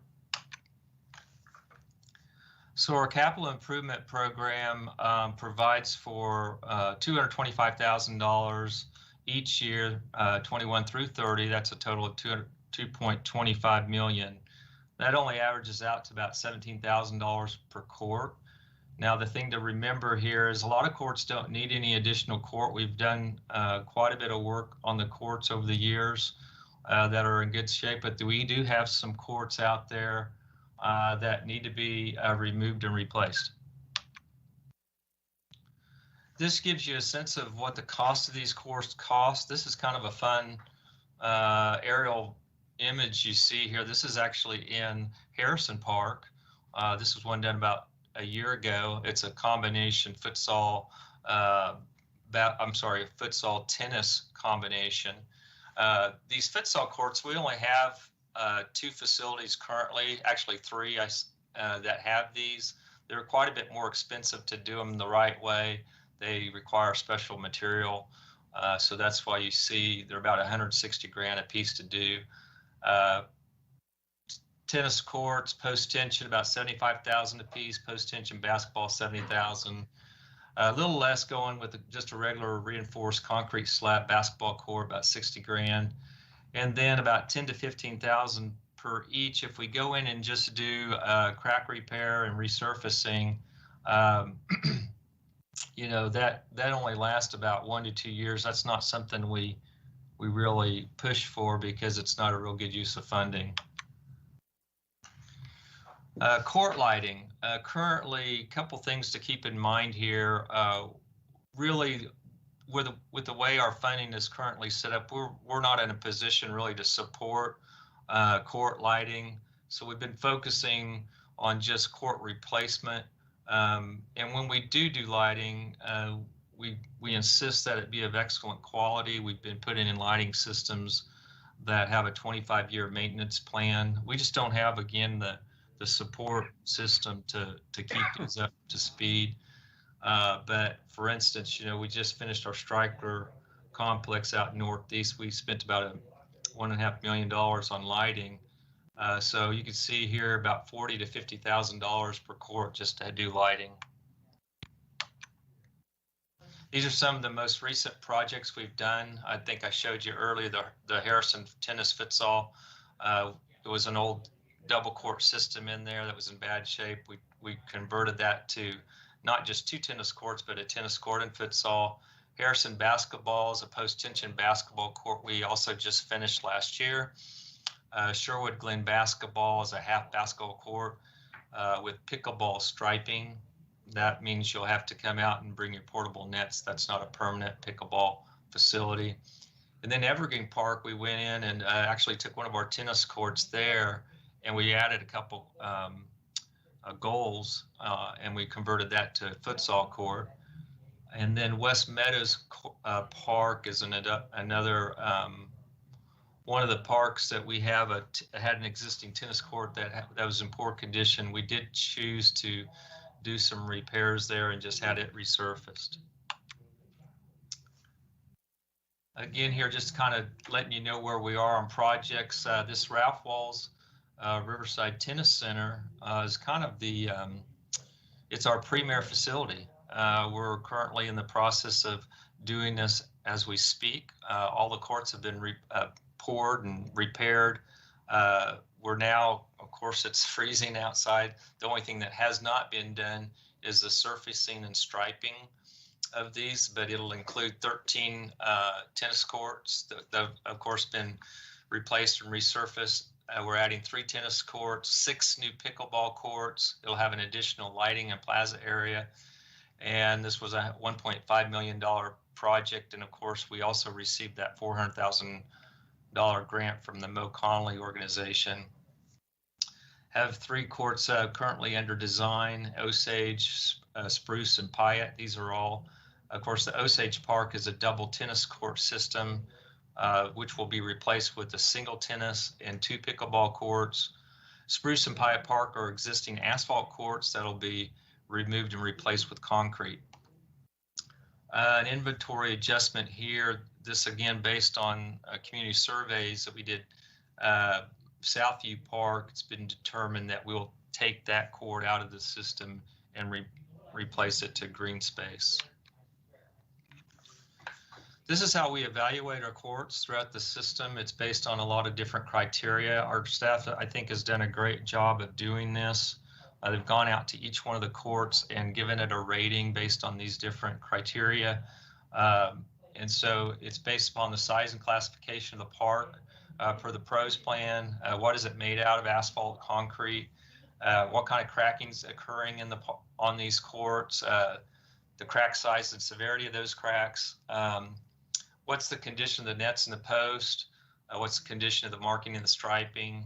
What are we hearing from the community? Are we hearing some complaints from park users? And then if there are other requests for other new courts out there. So that's kind of the first cut on this. The second part of this is the community engagement aspect to it.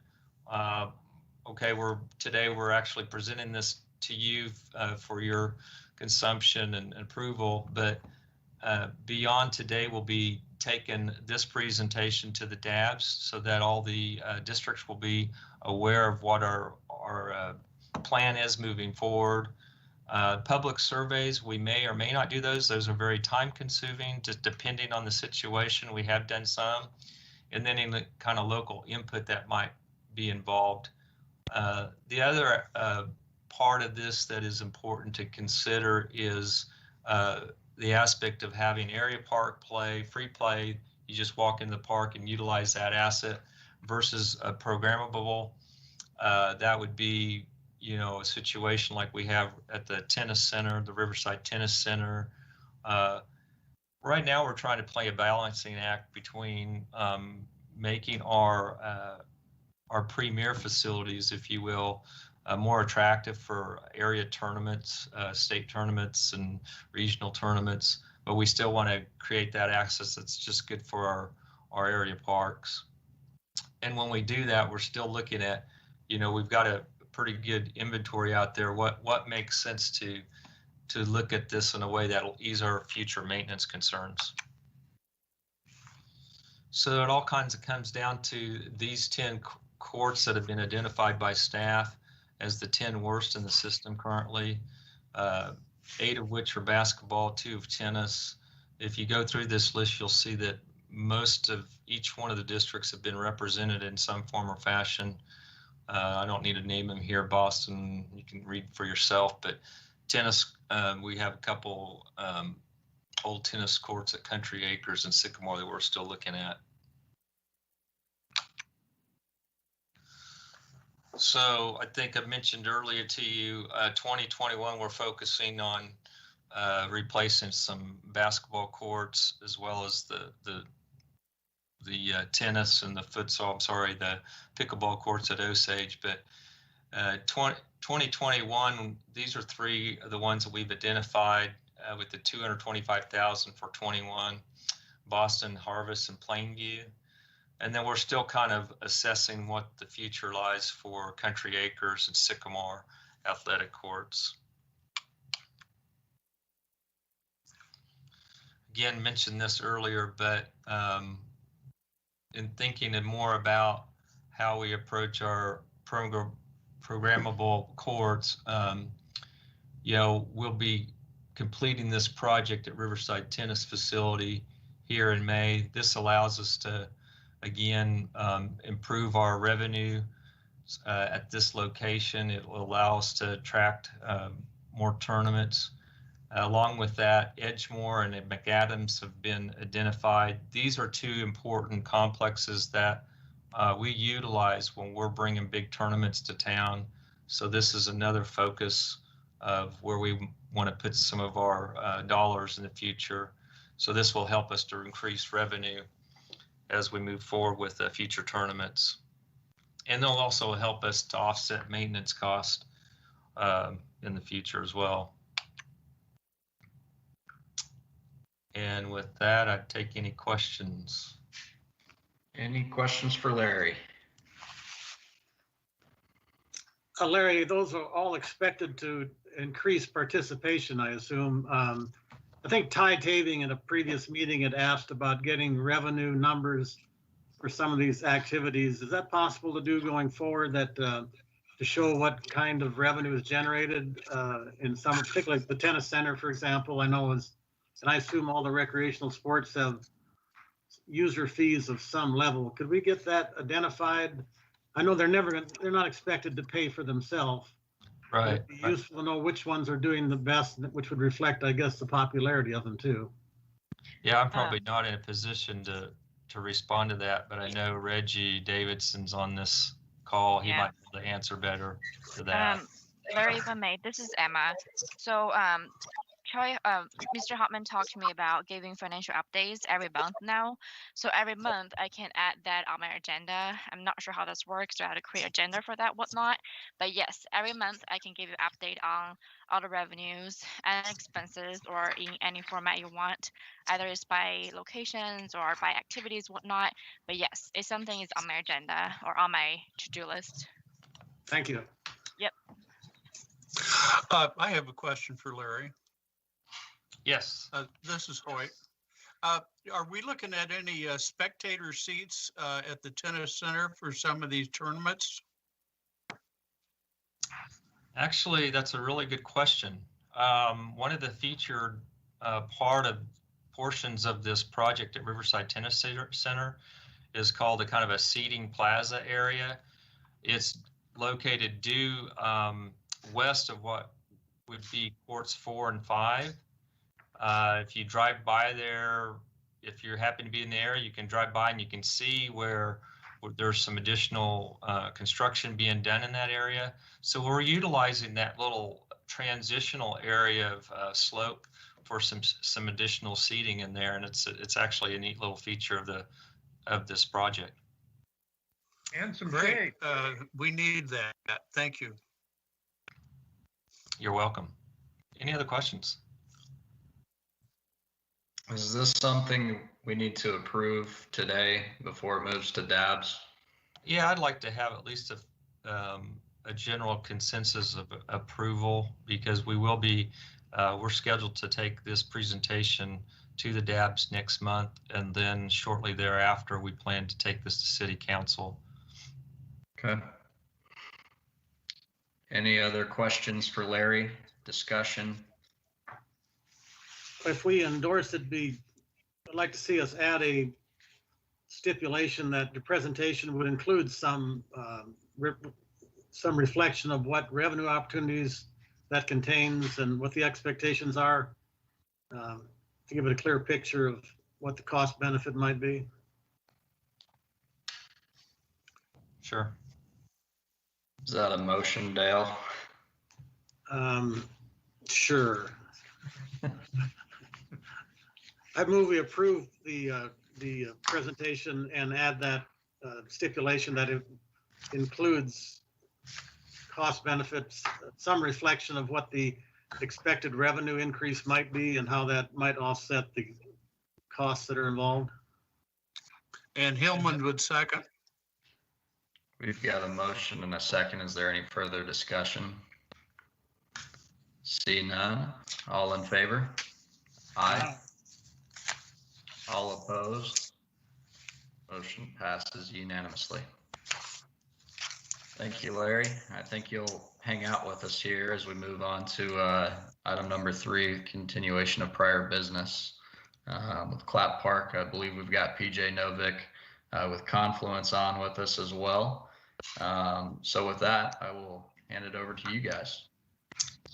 Thank you, Eddie. I'm going to allow them to pull this up onto the screen and get this presentation up so you can see it. But in the meantime, I'll just say a few brief words here about the master plan. We're really excited to show you what we've got today. Some good imagery to kind of show you kind of where our final landing point is going to be, I think, on this master plan. This master plan, started over a year ago. And hopefully we don't always have to do this, but I think given the circumstances of trying to master plan a major park during a pandemic, we've had some really good feedback. We've had several couple town meetings, some DAB presentations. We did a very extensive community survey that was done by one of our partners in this design group, the Gretamin Group. I think over 960 respondents participated in that survey. Really was able to glean some, I think, important information through that. So anyway, but with that, I'm going to introduce you to PJ Novick and Hank Moyers with Confluence. Confluence is I think you already know, is a landscape architecture firm in the Kansas City area. They've had some experience doing a similar project like this in the Kansas City area. They've been great to work with, and I'm going to allow them to take you through now kind of where we are and where we hope to go in the future. PJ, I'll let you have the screen. Great, thanks, Larry. It's good to see everyone. It's been a while. What we want to do tonight, go ahead to the next slide if you want. We're going to show you our master plan recommendations. We did present this to the district advisory board last, I think, Wednesday or Thursday night. It was unanimously endorsed by them. So we'll go through the same presentation with you all, and then we can open it up for any questions you might have, and then we'll briefly discuss future steps. So here's the current master plan. As you can see, I'll just point out a couple of areas. There's the area that you see right here is what we kind of call the promenade area. It's a highly programmed area. Then we've got what we kind of call an athletics pod here. And then this is a children's activity playground, water spray. This is more of a neighborhood park feel here. And then there's a large amount of open space winding around the existing trees in the creek with that. So we're going to I'm going to orient you through just a couple of perspective views. So as Hank takes over, you kind of have your bearing. So here we are. We've got Harry on the bottom side of the screen. We've got Oliver over on the left.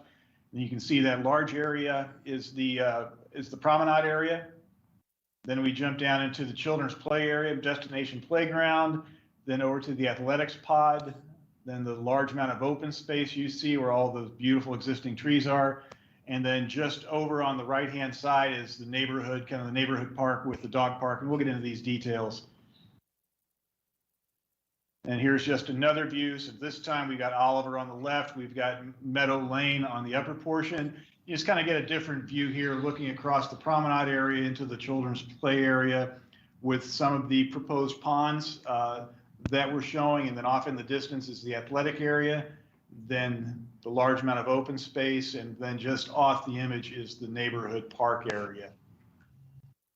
So really, just starting the master plan, I'll deal with what we call kind of this open space in the neighborhood park space. So first of all, you see the number 1 notation there. That is a kind of a neighborhood park, neighborhood-sized playground. It will have a shelter with restrooms. A shelter seats probably 16, maybe 24 folks. Within that, we also have a dog park. So it's not a huge dog park. It's more an opportunity for those of you who live around within walking distance, especially, be able to come down at the end of the day or in the morning and bring the dog down and let the dog get exercise and just perhaps meet your neighbors for a little conversation. And then taking advantage of the beautiful open space that we have around all the existing trees in the creek, we have brought in an 18-hole, kind of rerouted an 18-hole disc golf course. Just very low key, so it works well with just the pathways going through. And then also another opportunity we see amongst those large native trees are kind of a hammock grove area where you could just bring one of your hammocks that doesn't damage the trees when they're attached. You can just come into the park, maybe you bring a book, maybe just come with some friends and just kind of relax, enjoy the beautiful tree canopy down in there. So as you see, when we go through this, we've been very deliberate locating the ponds and locating improvements to stay out of the mature trees we have on the site, just to make sure that the park recommendation really embraces what is so beautiful about the park site, and those trees are there when our work is done. So Hank's going to then walk you through some more specific areas within each area of the park. Great, thanks, PJ. So PJ mentioned the highly programmed area of the park is up towards the northern intersection up by Harry and Oliver. Kind of preserves that buffer to the west for the adjacent neighbors. And off of that, you can see we've got a divided boulevard that brings you through the park and really connects Harry all the way through to Oliver. And as part of that, it also crosses the Creekway down here just off the screen. Along the Creekway there, we know that trash has been a significant issue and one of the concerns of all of the residents and respondents that we had during this process. So what we're proposing there as the culverts come underneath Oliver Street is really to provide a 4-bay pollutant removal system. This is a series of nets that get attached to a head wall, basically, that capture that first flush of trash that comes through. It'll collect the bottles, the smaller items before they actually get into the waterway. And this should help clean things up and slow down some of that water coming through that area. As part of this as well, you can see item number 4 to the north off Harry Street. This is what we're calling the Aviation Hill. And if you look at that image that's associated with it, you can see that this is a highly sculptural berm that would allow for people to come out, really watch the planes fly over, potentially come out and look at the stars at night, or even on a snowy day, potentially coming out and having some sledding going on along that hillside there. As you move further into the promenade space, you can see we've got some terraced amphitheater seating on the north side of a band shell. And then the south side of the band shell actually opens up to a smaller green on the other side for smaller performances or movie nights, or even smaller family gathering spaces. That band shell could be repurposed or dual usage as a pavilion space for gatherings on site. To the west, you can see a parking lot with 112 spaces that is dedicated directly to item number 1, which is a bistro. We see this as being a 2-level space. And this really provides an opportunity for people to come out, grab a drink, grab a sandwich or a burger, and enjoy the elements of what's going on within the promenade space. That promenade space also incorporates some overhead shade structures and would also incorporate what we're calling the farmer's market. This would be an all seasons pavilion with roll-up doors. This would allow for heaters and also for some fans to be incorporated as part of that, and also allow for restrooms and potentially allow for maybe even a catering kitchen or some element that would allow for an outdoor cooking demonstration. Within that central promenade space as well, we do have a small reflecting pool or fountain area, and that steps down into a space along the divided boulevard that would allow for food truck gatherings. Food trucks would be along the south side, and that really would support a weekend farmers market or other gathering or festival. And then on this one, the last item that I want to point out is item number 7. We're going to have a lot of additional soil that we're pulling out of the ground to create these pond areas. And we see this as an opportunity to really create a large mound that the walkways could spiral to the top of within a restored prairie landscape, and really look down throughout the entire park as an opportunity. Here's just a view from the north looking down to the southwest. You can see the terraced amphitheater space here. This space here being the Aviation Hill. And then you can see the band shell, the bistro, farmer's market, and then the central promenade space. And then off in the distance, really that prairie mound that we talked about. Again, just a zoomed in version of that so you can see the terracing of the amphitheater space and a little bit more detail on the central promenade. This is a view looking from the parking lot towards the bistro to the east. And then a view from the west looking back to the east of the roll-up doors that would be associated with the farmer's market building. This is a view from the south looking to the northeast towards Harry, and you can see down here in the bottom the parking stalls that would allow for food truck parking to really support those festival spaces and really the gathering areas within that promenade. I think this is a good slide. If you remember early on in the design process, we talked about a day in the life of the park, that a park is different things to different folks throughout the day. And this is a good example. This could be a farmer's market Saturday morning.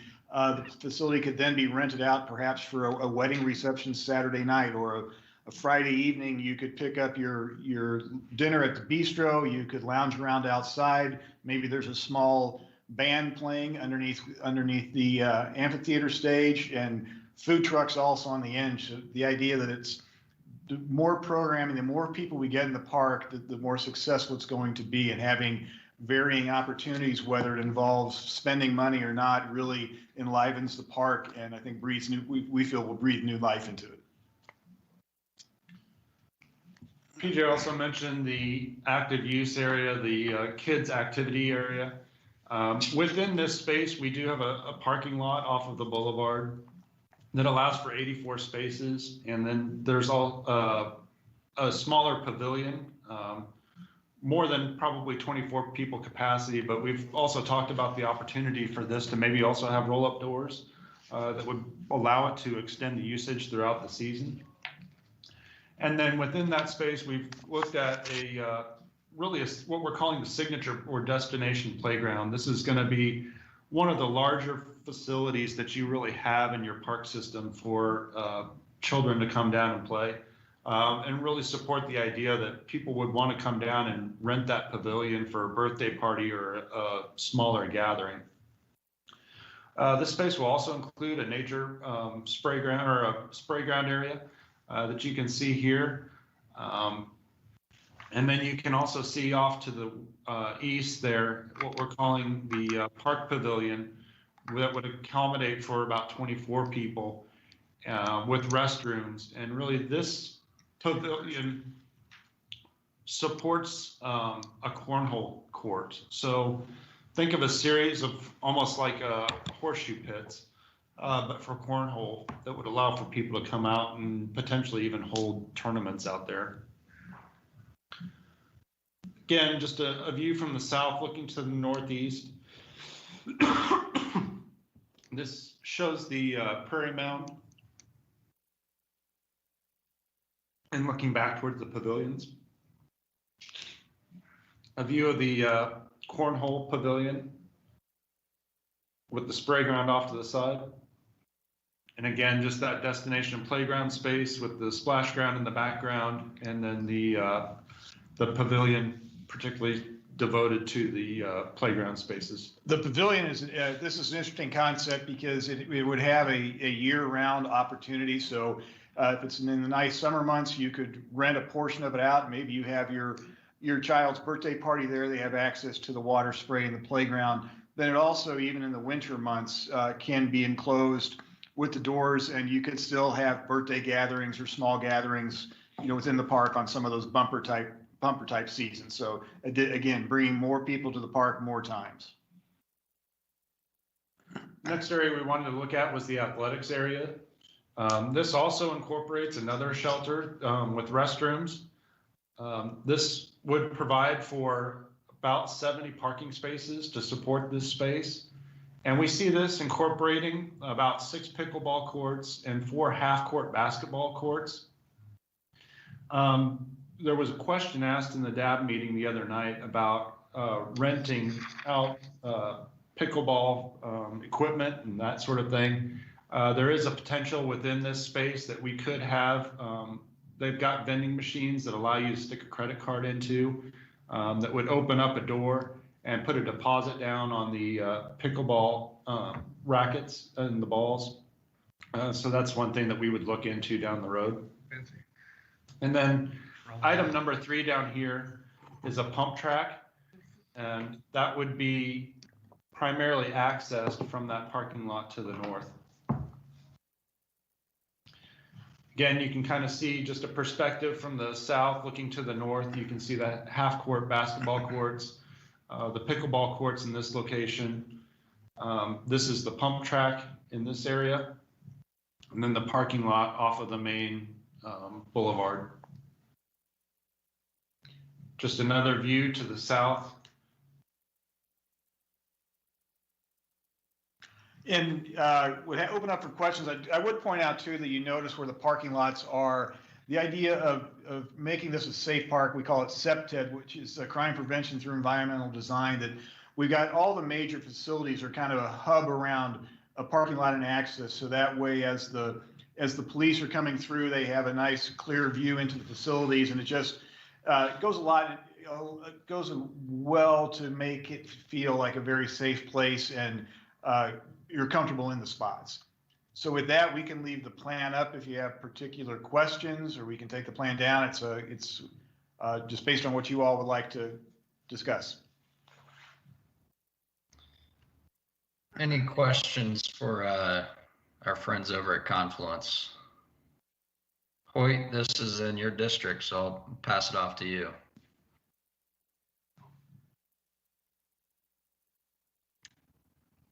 I think you're muted there, Hoyt. I'm trying to unmute. There we go. There you go. Yes, it is in my district, and I really enjoy what you guys have planned. I got a lot of chance to participate early on, and quite a few of my ideas came through. I love it. Thank you. Well, we've had such great input from not only your area, but across Wichita. I mean, when Larry said we had that first presentation online, we had 981 people responded to the initial survey. And then we had, Hank, what did you say? We had 3,000 views on the last presentation? 3,000 views on the Facebook town hall, 300 participants at the time. And within the first 6 hours, we had over 1,500 responses and views on it. So great feedback from the community. It was probably one of the most successful public outreaches we've had to date. I mean, for what we do for a living, if we would have this response in normal times, we would be jumping up and down with excitement that we got that much input. And I mean, just to put it into perspective, this is more than what we would have expected from a statistically valid survey. We kind of hit it good, I think, timing wise. This was right as the pandemic was taking off, and we were kind of at a crossroads on what to do. And we said, hey, you know what? This is the perfect time. Everybody's locked down, and they can't do a lot. And it really, I think, got a lot of the attention of folks to think about something more positive than what was happening around them. I think that may have had something to do with it. But absolutely. We could have chosen just to hold fast and not move forward, but I think strategically it worked out to our advantage to get really good response. Is there a budget overlay to this that describes what the cost will be and what the timeline is and what the source of funding will be? We've got to answer that. We've got we're working on a business plan with one of our sub-consultants, and we're also working on the final costs and working with Larry especially on trying to figure out a phasing plan opportunity. So that's still in the works. Yeah, we're still refining that, Dale. We're in the process of, Troy and I have sat down with the plan. They've submitted the original cost estimates. We've gone through there and said, hey, we need to do this, that, and the other, shave some costs here and there without trying to lose much. We've tried to be very financially responsive to that, but it's a long-range plan. We hope that at some juncture point in the near future, we'll have these numbers refined enough to where Troy can begin working closer with the manager and the council member. That right now we're working, of course, without a council member in this district, as Hoyt knows, everyone knows. But hopefully then we'll know a little bit more about how we are set for the first phases of this park design and how that might work with our future CIP plan. That's the goal. Larry? Yes. Larry, this is Hoyt. Yes. I was curious, is there an estimate on when the dirt work might start or any grant availability? Maybe from engineers for the dirt work? So, yeah, we're not at that point right now. Bachman Engineering is our civil engineering team member, and they've done a pretty extensive job of studying the channel. And you see these 3 impoundments, these pond features in the master plan as part of that.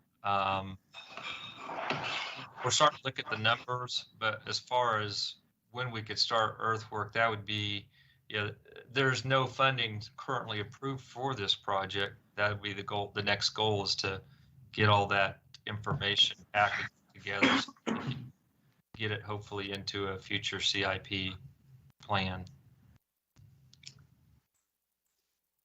Well, I know we are committing money for consultants to do this kind of work, and it's a great looking project, but if funding isn't identified at some point, don't you have to draw a line about how much you continue to spend in anticipation of a project without assurance that it'll be funded?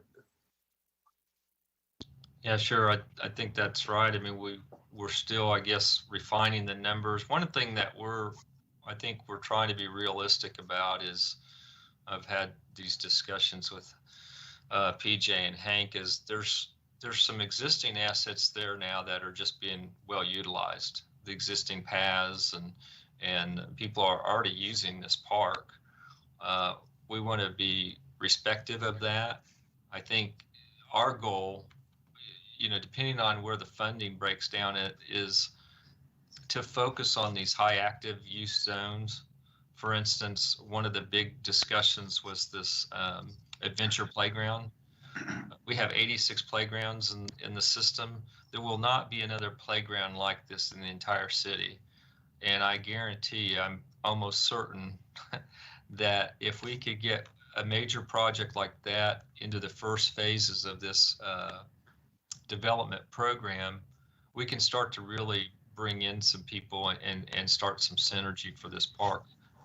But then again, even those areas that PJ and Hank did a nice job of presenting with the farmers market in the bistro area and the outdoor amphitheater, those are other areas that we think, based on the survey and what we've heard from our stakeholders, things that are really, really different in our other parks. This is a food desert area of the city, and there's a lot of diversity in this part of the city. And so we really see an opportunity to maybe do something special in that activity zone. So the thought is that would be the first phase, is that particular area.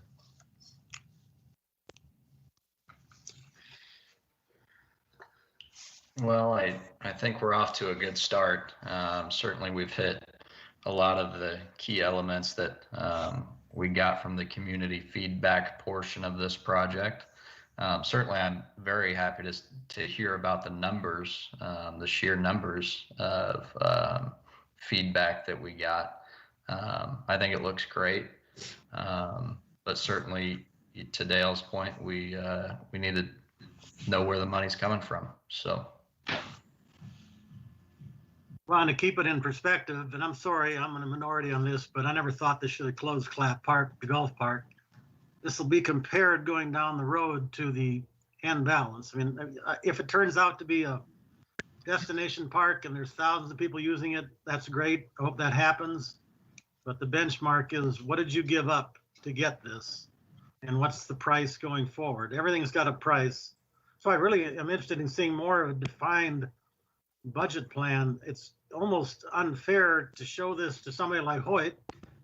This is a great thing for his district. If it takes place the way this is described, that would be a godsend. But if you can't meet the expectation and you're unrealistic from the get-go, that's not fair. So going forward, I'll be asking about this continually. What's the price tag? What's your timeline? And where's the funding coming from? So good luck with it. Thank you. Yeah, I think we could probably offer some sort of update in the next couple park board meetings. I'll discuss that with Troy. Thank you. Okay. Any other comments or questions for our team here? Larry, do you need a motion or something from our end as the park board? Yeah, I think it'd be good to have a motion of support for the plan. Yeah, I motion to support the plan as is. And, you know, hopefully we work towards finding the funding to bring this this park to life. Thank you, Alejo. I'll second that. We've got a motion and a second. Is there any further discussion? All in favor? Aye. Aye. Aye. All opposed? Motion passes unanimously. Thank you, guys. Thank you. Great. Good work. I'm excited to see this this awesome park come to fruition. So, looking forward to it. Thank you. Thank you. Thank you, everyone. All right. Let's move on to item B, the RFP process with Ms. Harlinski. Okay, in the interest of time, I've written some things down and I'm going to fly through them. It's already almost 5:20. So at last month's meeting, there were several questions asked regarding the process for sale of both city, excuse me, and park board property. And in direct answer to one of, I believe it was Dale's questions, there is no city policy such as an administrative regulation or a city council policy for outlining or mandating any procedures for the sale of city property. And I confirm that with both City Attorney Jennifer Magana and also with John Philbrick, who is our real estate administrator in property management for the city. And additionally, at this time, the park board has no such policy that would apply when you're considering the sale of park property belonging to the board, or even when you serve as in an advisory capacity to the city council for sale of park property belonging to the city. And the question was asked if there is a legal requirement that a request for proposal or an RFP be prepared for all sales of property. The answer to that is there is not. But while there is no legal requirement, it certainly is best practices in most cases to draft and use an RFP. It's the most transparent process, obviously, and the competitive nature of an RFP allows for it should produce the best result due to that. Mr. Goder brought up at the last meeting, excuse me, that both former Mayor Longwell and City Manager Layton indicated that whenever an offer is received by the city, we're required by law to post an RFP. As I said at the last meeting, I was not aware of the context of these statements. But again, the RFP is not a legal requirement. Perhaps, I'm speculating here, but perhaps the reference to the RFP was in reference to the purchase of McDonald Golf Course when we did issue an RFP. And perhaps Mayor Longwell and Mr. Layton were referring to the fact that an RFP was issued because of Charter Ordinance 125 and the fact that McDonald is owned by the park board and the park board had said, let's do an RFP. And I don't think they were free to reject that. The park board had the final say in that, but I don't know. Again, I'm speculating. Dale, I'm sorry. I don't speak for them. I just don't know why that was said, but there is no legal requirement. At the same time, there was mention of the offer to purchase a corner of Clap by Quick Trip. And there was indeed an offer to do so that was made by Quick Trip Corporation. And this golf course is also owned by the park board, or at the time when it was a golf course. And the board in this case had a rather lengthy, if I recall, public hearing where the majority of those persons appearing, and a lot were from the neighborhood in the area, opposed the sale. And decided, and so the board decided not to entertain the sale, and thus no RFP was issued, even though there had been an offer made. Mr. Goder asked if there was a city policy. He'd like to see it in writing so that the park board could follow that policy. And the park board, or I'm sorry, you said if the city had a policy, you'd like to see it and have us follow that policy. The only thing I would point out is that the park board owns only parkland, whereas the city owns all sorts of land and that is used in many different ways. They have surplus land, they have undeveloped property, property that comes their way just when they're acquiring maybe a right of way or something, they get some extra property, whatever. And according to Mr. Philbrick, if an unsolicited offer is made on property, his staff reviews the offer and applies a highest and best use test to determine if the property should be or can be sold. And this test involves a determination as to whether the offer being made is superior to the current use of the property. I think that Mr. Hauptman did a very good job at the last meeting setting forth the practice of the park board. Although there's no written policy, there's been a practice that they followed and which reflects a philosophy, I think, which is a little bit different than that of the city. The park board's philosophy, at least since I've been working with the board, has been always been that that the board avoids selling any parkland, whether it's owned by the board or the city, unless there's an absolute compelling reason to do so. And in other words, the use of property for park purposes is the highest and best use of the property that is already a part of the park system, is the philosophy that's expressed by that. And in the very rare instance where the board votes to sell parkland or convey some sort of interest in parkland, such as an easement for cell towers or electricity, things of that nature, the fair market value of the property is determined. We look to our property management staff to help with that and provide what the fair market value of that property is to make sure that we are getting what's fair for that property.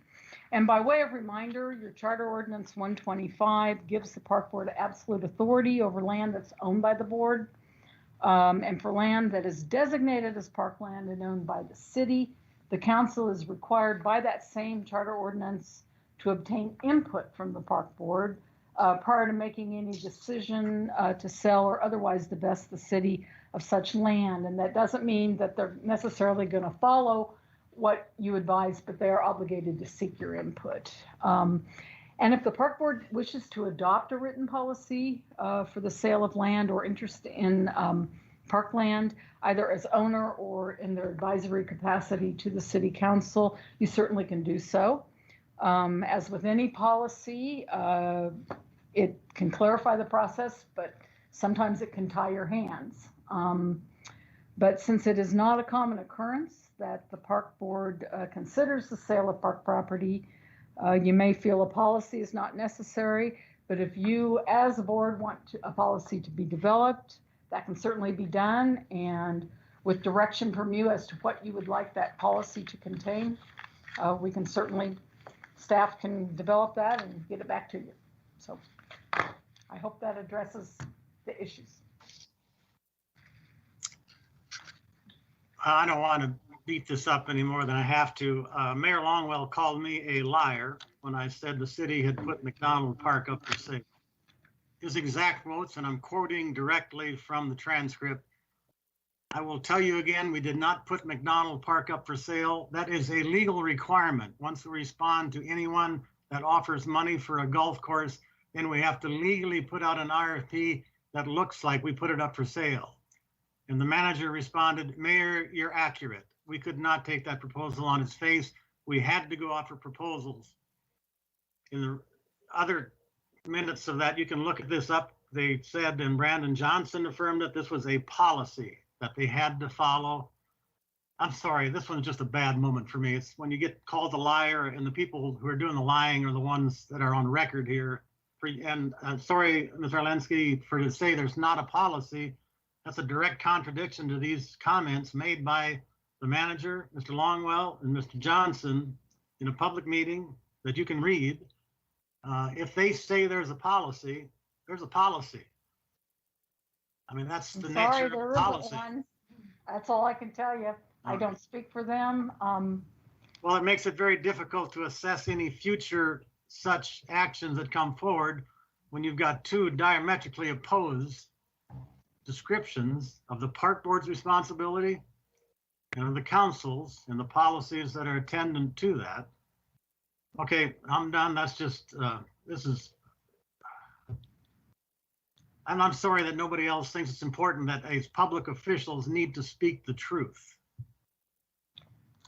You've got two directly contradictory descriptions of what governs the sale and the solicitation to buy public property.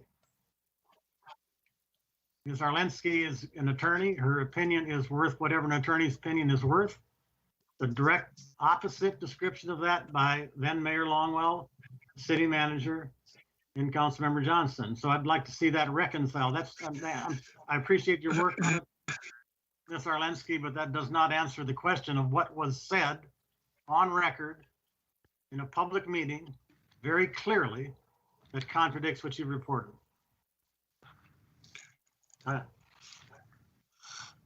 We can have Mr. Hauptman follow up on it after he's given a chance to be briefed on it. I'm not sure how we reconcile. Mayor Longwell's gone, but Mr. Johnson and Mr. Layton remain, so. If there's a We policy. could have Layton come into our meeting. We'll take this that is to point Mr. Hauptman and I don't control him. explain that you made that comment and see where he wants to go with it. Yeah, Hauptman should be visiting with our city manager. But I don't think, and those of you who were, I think Troy Palmer, Eddie, Eddie, you were on the board when McDonald happened, were you not? Yes, I was. Me too. It was never put up for sale. Right. That's how I understand it. We just received an offer, we being the city. And I recall sitting at the park board meeting, and I believe it was Bill Ramsey who made the motion and said, well, let's see what's out there and who knows. And I move that we go forward with an RFP, and you folks voted to do that. And we got I believe one response, and it was turned down. The RFP, the title page of the RFP, do you have it in front of you? No, I don't. You know what it says? It says request for proposals for the sale of McDonald Park. If that isn't putting up for something up for sale, I don't know. You know, that chair behind you is not for sale because there's no RFP for it. You made the city issued a formal solicitation for offers to buy McDonald Park. Now that's maybe that's as not the city, Dale, the park board. The park board. And you need to talk to the mayor and the manager. The RFP. The mayor, the manager, and Mr. Johnson all said we. Well, I agree. It was the park board. He's very confused as to who's in control here, but this is not something to take lightly. There are other offers in play. You don't settle this now, it's going to get messy going forward. I'd suggest somebody pin this down. The record is the record. Read those comments at that meeting 2 years ago at the budget hearings and see what those folks said exactly to the public, and then tell me that we don't have a policy. Okay. We do. It's news to the city attorney. It's news to Mr. Philbrick and property management. Well, perhaps they might have volunteered that information when those misstatements were being made. I have no idea. I have no idea what the context was, what was being discussed. But I do know it was the park board that voted for the RFP, and the park board considered the response, and the park board turned down the response because that property, McDonald Golf Course, is park board owned property. Yes, this is Hoyt. I agree with you. That's really all I have to offer. Thank you, Elizabeth. I just want to confirm that we still have a quorum. We've got 4 board members on right now. Sure. Where's Alejo? Did we lose Alejo? We lost Alejo, and I mean, it's 5:30, so I feel like we might lose 1 or 2 more here as we approach. You've got 4. You've got the 3 of you and Troy Palmer. I'm still here, but I'm ready to go. Yeah. I got to drive a long ways home. If we've got a quorum, I would like to bring something up if Reggie doesn't mind. I know he's next on the agenda here. And it ties into golf, but I want to confirm that we have a quorum. I think we do. Looks like it. Okay. I see Eddie, Hoyt, Dale, and Troy Palmer. So it's been brought to my attention that my appointee to the GAC is no longer interested in serving, and I shouldn't put it like that. He's been tremendous for our committee and very helpful and forthright. But I believe one of our staff members talked to him recently, and he is no longer interested in serving. So therefore, I would like to bring to the table a new committee member. His name is Michael Ward. Michael is the founder of Lowside Golfwear, which is a tremendous success story, not only in the world of golf, but in the world of entrepreneurship. He's got a podcast. He hosts one of the largest and most fun golf tournaments at McDonald Park every year. He is very tied into the climate around Wichita golf, and I think he is a perfect fit for the direction that the GAC is trying to go. So with that, I would move to elect Michael Ward to the Golf Advisory Committee. I second that. We've got a motion and a second. Are there any questions, any further discussion? Just to be clear, who are you replacing? Tom West. Okay, all right. Oh, I'm sorry. Okay. If there's no further discussion, all in favor? Aye. Aye. All opposed? Motion passes unanimously. Thank you, guys. Eddie, while we're on that topic, I would hope that we would quickly appoint. We've got some absences out there that need to be covered. And that was one of them. And the other appointee falls under Tori, which she is not on today. I'm not even sure if she's ready to appoint somebody, but I felt it was necessary to appoint Michael before our next meeting. So I'm not sure, but I don't think anybody else is in violation of the 3 meeting miss. I think everybody else is still valid members. Okay. The one that Hoyt's talking about, I think that's Kyle replaced Dr. Williams, so that one's done. And Mr. Rainwater, I know, has been at a meeting within the last 3, so I don't think there's anything else urgent. Okay. There. All right. Well, with all that said, I'm sorry, but I got to go. Well, before you leave, Troy, I would like to make a motion. We just adjourn, and because of the golf, the only thing that's left is the golf report. Until we get an answer about what's happening with First Tee, I'm tired of talking about golf. It really is hard to be serious about where we're going when we don't have that clearly resolved. Hopefully by the March meeting that's done. We have a GAC meeting first week in March, I think, as well. And so if they could just provide the written information to us, I don't see a need to stay here and listen to. Well, Dale, there is one more thing we have to talk about. Well, we still have Elizabeth there. Part of the bylaws state in there for the golf committee that we will have, our meetings will be every 6 weeks. And the golf committee voted to change our meetings from every 6 weeks to meeting on a monthly basis starting the first Thursday of each month. And that's something that the park board needs to approve. Okay, thank you, Troy. I appreciate you bringing that up. That is a valid point. I'd make that motion that the park board direct the Golf Advisory Committee to adopt a monthly meeting schedule, meeting on the first Thursday of each month. Second. Okay, sorry. That's okay. Point of order. The Golf Advisory Committee bylaws must be amended to reflect that, and that amendment is done by the park board. Change your amendment you're then. here Yeah. today and you're able to do that, but Do we need to change the motion to be amending the bylaws? Should we do that? yes, that would be fine, but that's what has to happen. That's all Okay, I'm I've changed my motion that we amend the bylaws to the Golf Advisory Committee to stipulate monthly meetings on the first Thursday of each month. First Thursday, is there a time that you want to put on that? Or do you want to be that? I'd say leave that to the discretion. We've tried to make it as late as possible, but it could vary depending on the availability of the members. I'd like to leave that as discretionary to the chairman, maybe. There's a location in there as well.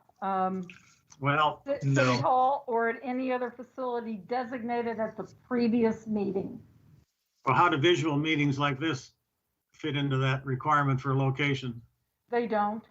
Okay, so as But best at available. some point, hopefully you'll be going back. I mean, you're amending a bylaw, so you want to make it.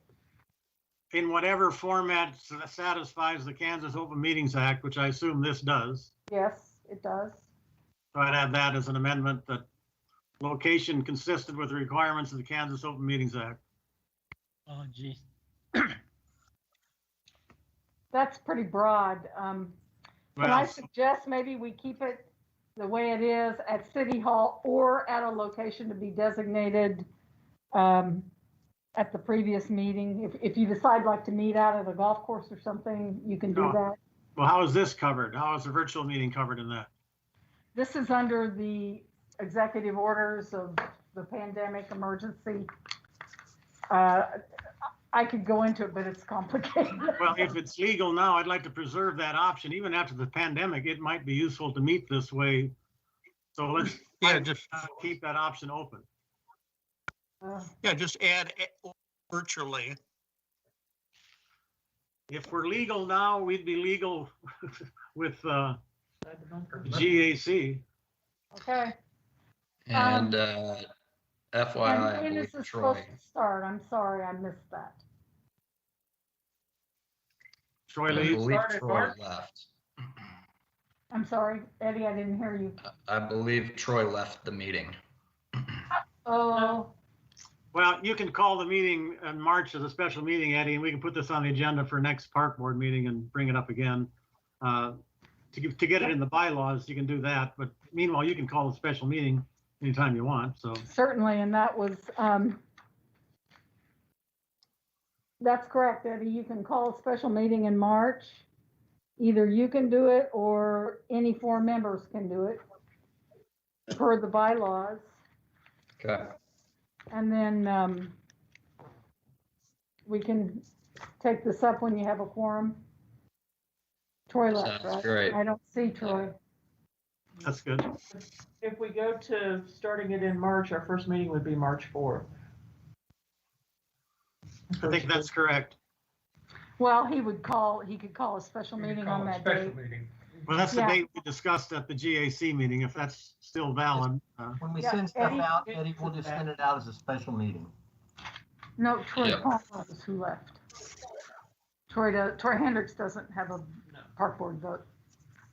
Eddie, you could call your special meeting on that first Thursday, if that's what the Okay. government wants to do. Yeah, let's just call it a special meeting. I'm not sure what the schedule looks like, but if that's the first Thursday, then call it a It special is. meeting. And there won't be a park board meeting, of course, until after that to make. the- Correct. to make the And that's change. by design. So you just have to give suitable notice of the time and place of such meeting is all you have to do. Okay. And I think Sounds good. All right, I'm gone too. Good to see you. there's no quorum, so. All right. Well, take care. Thank you guys. Reggie, I'm sorry. Emma, and I think we had a Parks Foundation update from Alejo, but I think we're gonna punt this to next month. So this meeting is adjourned. If there's nothing else, we don't have a quorum, so can't vote on anything. But nothing else, this meeting is adjourned. Thanks, Take care. Thanks, Eddie.